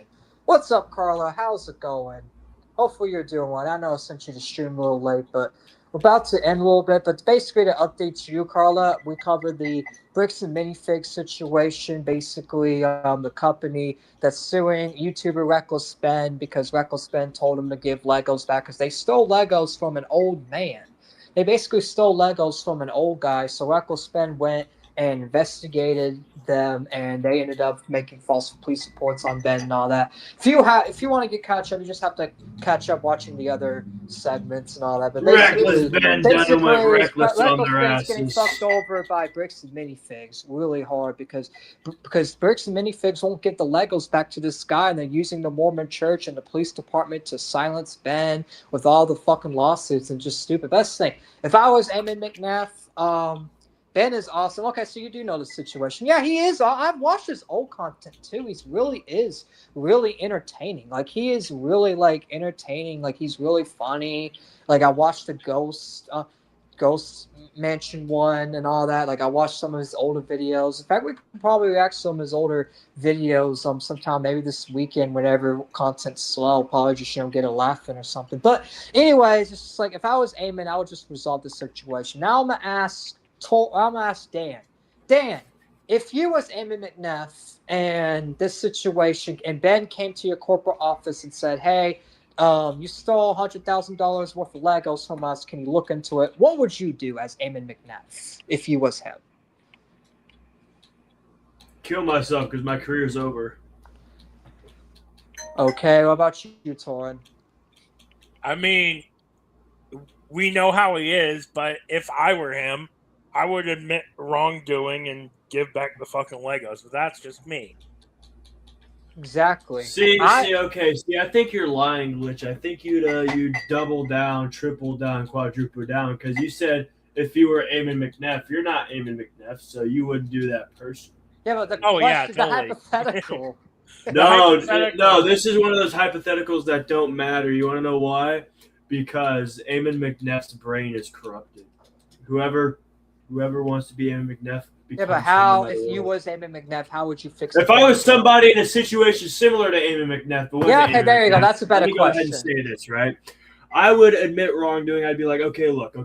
There's probably some mix-up. A lot of accounting issues happen around this time of year, so I'm gonna probably figure out what's going on here. If we did take it from you, you will get that money back. If it's a little bit less or a little bit more, it doesn't matter. We'll give you the amount that we personally find that you are owed. All right. We don't need to sweep this under the rug. You can tell people how you think the experience was, give criticism, all that sort of thing. But we'll do our best to make sure on our end stuff is going around well. And if I figure out that 2 employees that are retarded were basically trying to swindle an old man, I'll be like, hey, you guys can go. You guys can go now. Yeah, no. You guys are getting escorted off the premises because you want to fucking make me look like a fool. Bye. And then they're gone, right? And then I'll give Reckless Ben and a message saying like, "Yo, look, the money's basically come over to our corporate office. We have a check. You can get that fucking check, send it to the Manziel family or whatnot, and he can cash it and get all his money back. Stuff like that. It's that fucking easy to take accountability, right? Taking accountability doesn't make you evil. It makes you fucking. It makes you a fucking trustworthy entity, right? That's what I'd call it. Whether you're an individual or a corporation, it makes you trustworthy, and more people are more likely to do deals with you. Exactly. Right. And that's the thing. That's what you do, and that's the thing. That's what you should do as a business owner. You shouldn't act like Eamon. You should act like what Dan said. Is like try to resolve the situation and give them the accurate money back that they are owed. It's like that's the only thing that Eamon could have done in this situation. Right? Is like just cooperate with Ben, find the actual legal amount, give him the right amount of money, and boom, call it a fucking day, and admit all wrongdoing. And then you get all more trustworthy because they're like, hey, he admitted accountability. And even if people are turned off, it's like, okay, it doesn't matter because like you did your part, you did the right thing. It's like it's about doing the right thing. And Eamon's going to lose a lot of trust over this. He's already lost a lot of trust over this because he's not doing the right thing. He's supposed to be doing the right thing, and he's not. And this is the problem. This is why a lot of people are mad at Bricks and Minifigs. And that's the thing. And I'm going to have Triton Updates clip this too because this is really important as well. I have a message for Eamon McNeff. If you're somehow listening or you see the Twitter clip or you see some clip or you somehow get this, I doubt you will, but who knows? Let's say you somehow see my autistic ass, right? You see this autistic ass clip, right? Here's my message to you.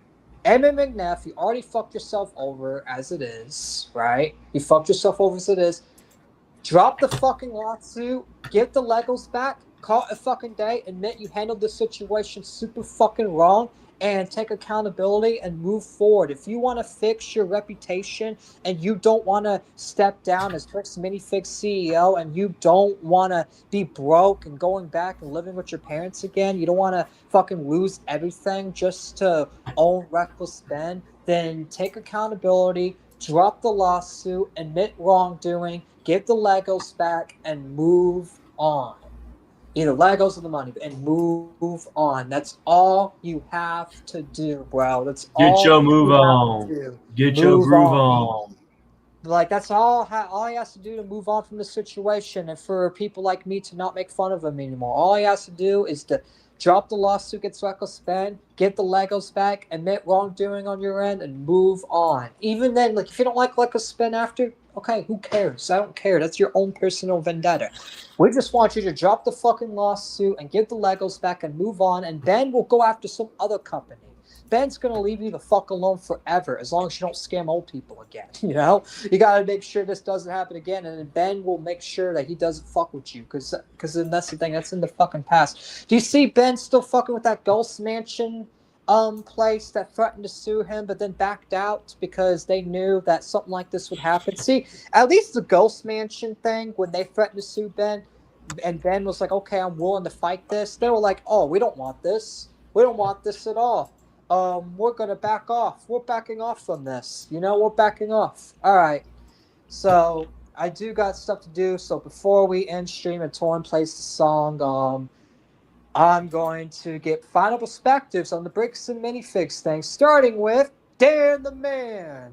Since you submitted this story a long time ago, what's your final perspective on the information in the video, on the Lego Empire video, of Eamon's father being disappointed in him and Eamon just destroying himself even more?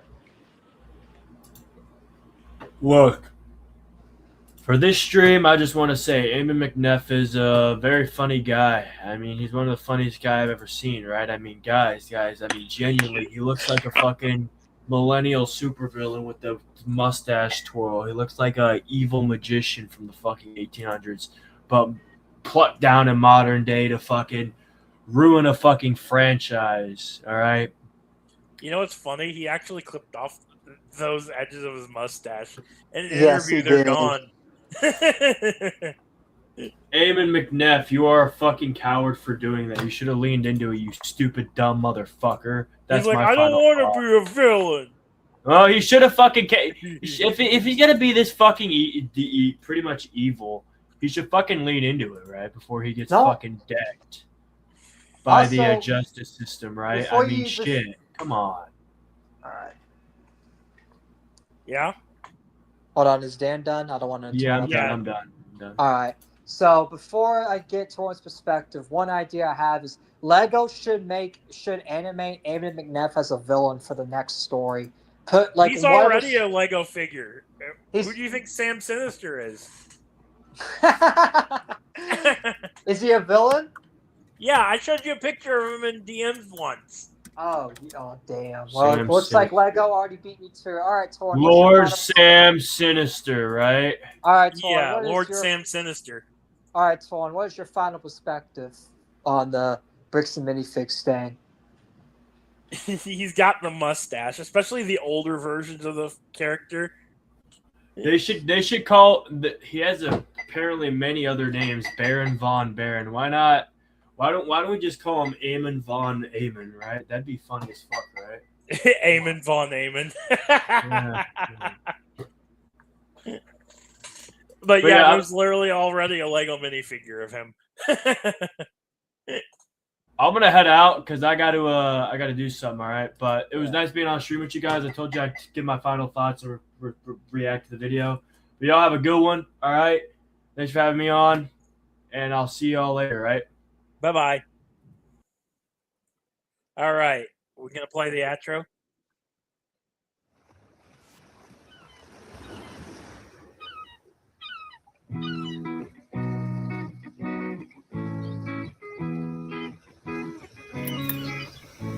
Wait, hold on. Go back for a second.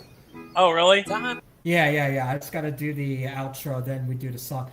Thank you all for watching. My phone ended up dying, so that's why I disconnected. Oh, I was wondering what the hell was going on. No, my phone died. My phone died like usual. It was my fault because I took it off the charger to walk around because I don't like sitting sometimes. But all right, anyway, so thank y'all for watching the stream. If y'all enjoyed the stream, make sure you guys hit the like button, subscribe, turn on notifications. And Carla is right. Scientology news is good. Yes, I'll be checking that out as well. But yeah, thank y'all for watching. Make sure you guys hit the like button, subscribe to the channel if y'all new, turn on notifications so you never miss an upload. It's been me, Triton, signing out. Peace. All right, Torrin, take it away and end the stream. Peace. All right.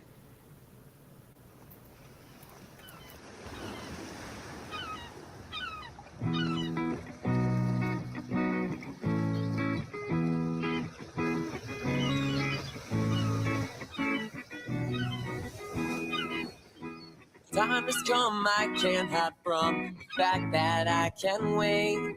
See, there's a place where I can go and I can easily escape, where the sun is always shining, and when it's dark, the lights come out. Oh, California, how I love ya, you're all I'm thinking about.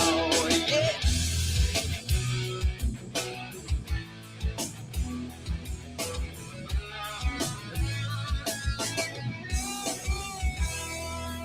It's a beautiful early morning, all the birds are singing songs.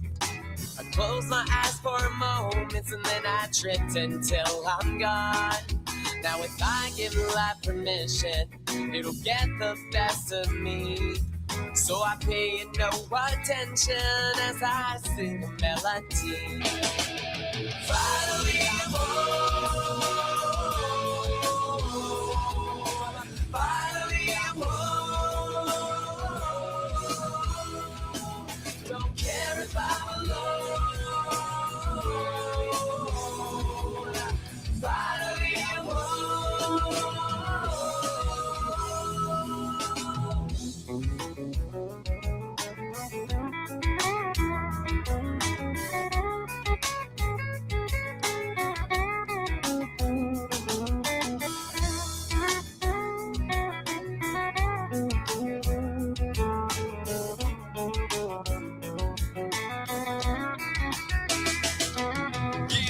palm trees and a calm breeze greet me. Melodies ringing in my ears so sweetly. See the Cali girls walking around in bikinis. The Cali boys humming and I'm pumping on sweet leaf. To go far, you don't really need a nice car. Take it easy, girl, you gonna make life hard. Gotta keep my shades on or I'll go blind. And Cali never asked me how I'm doing, I'm fine.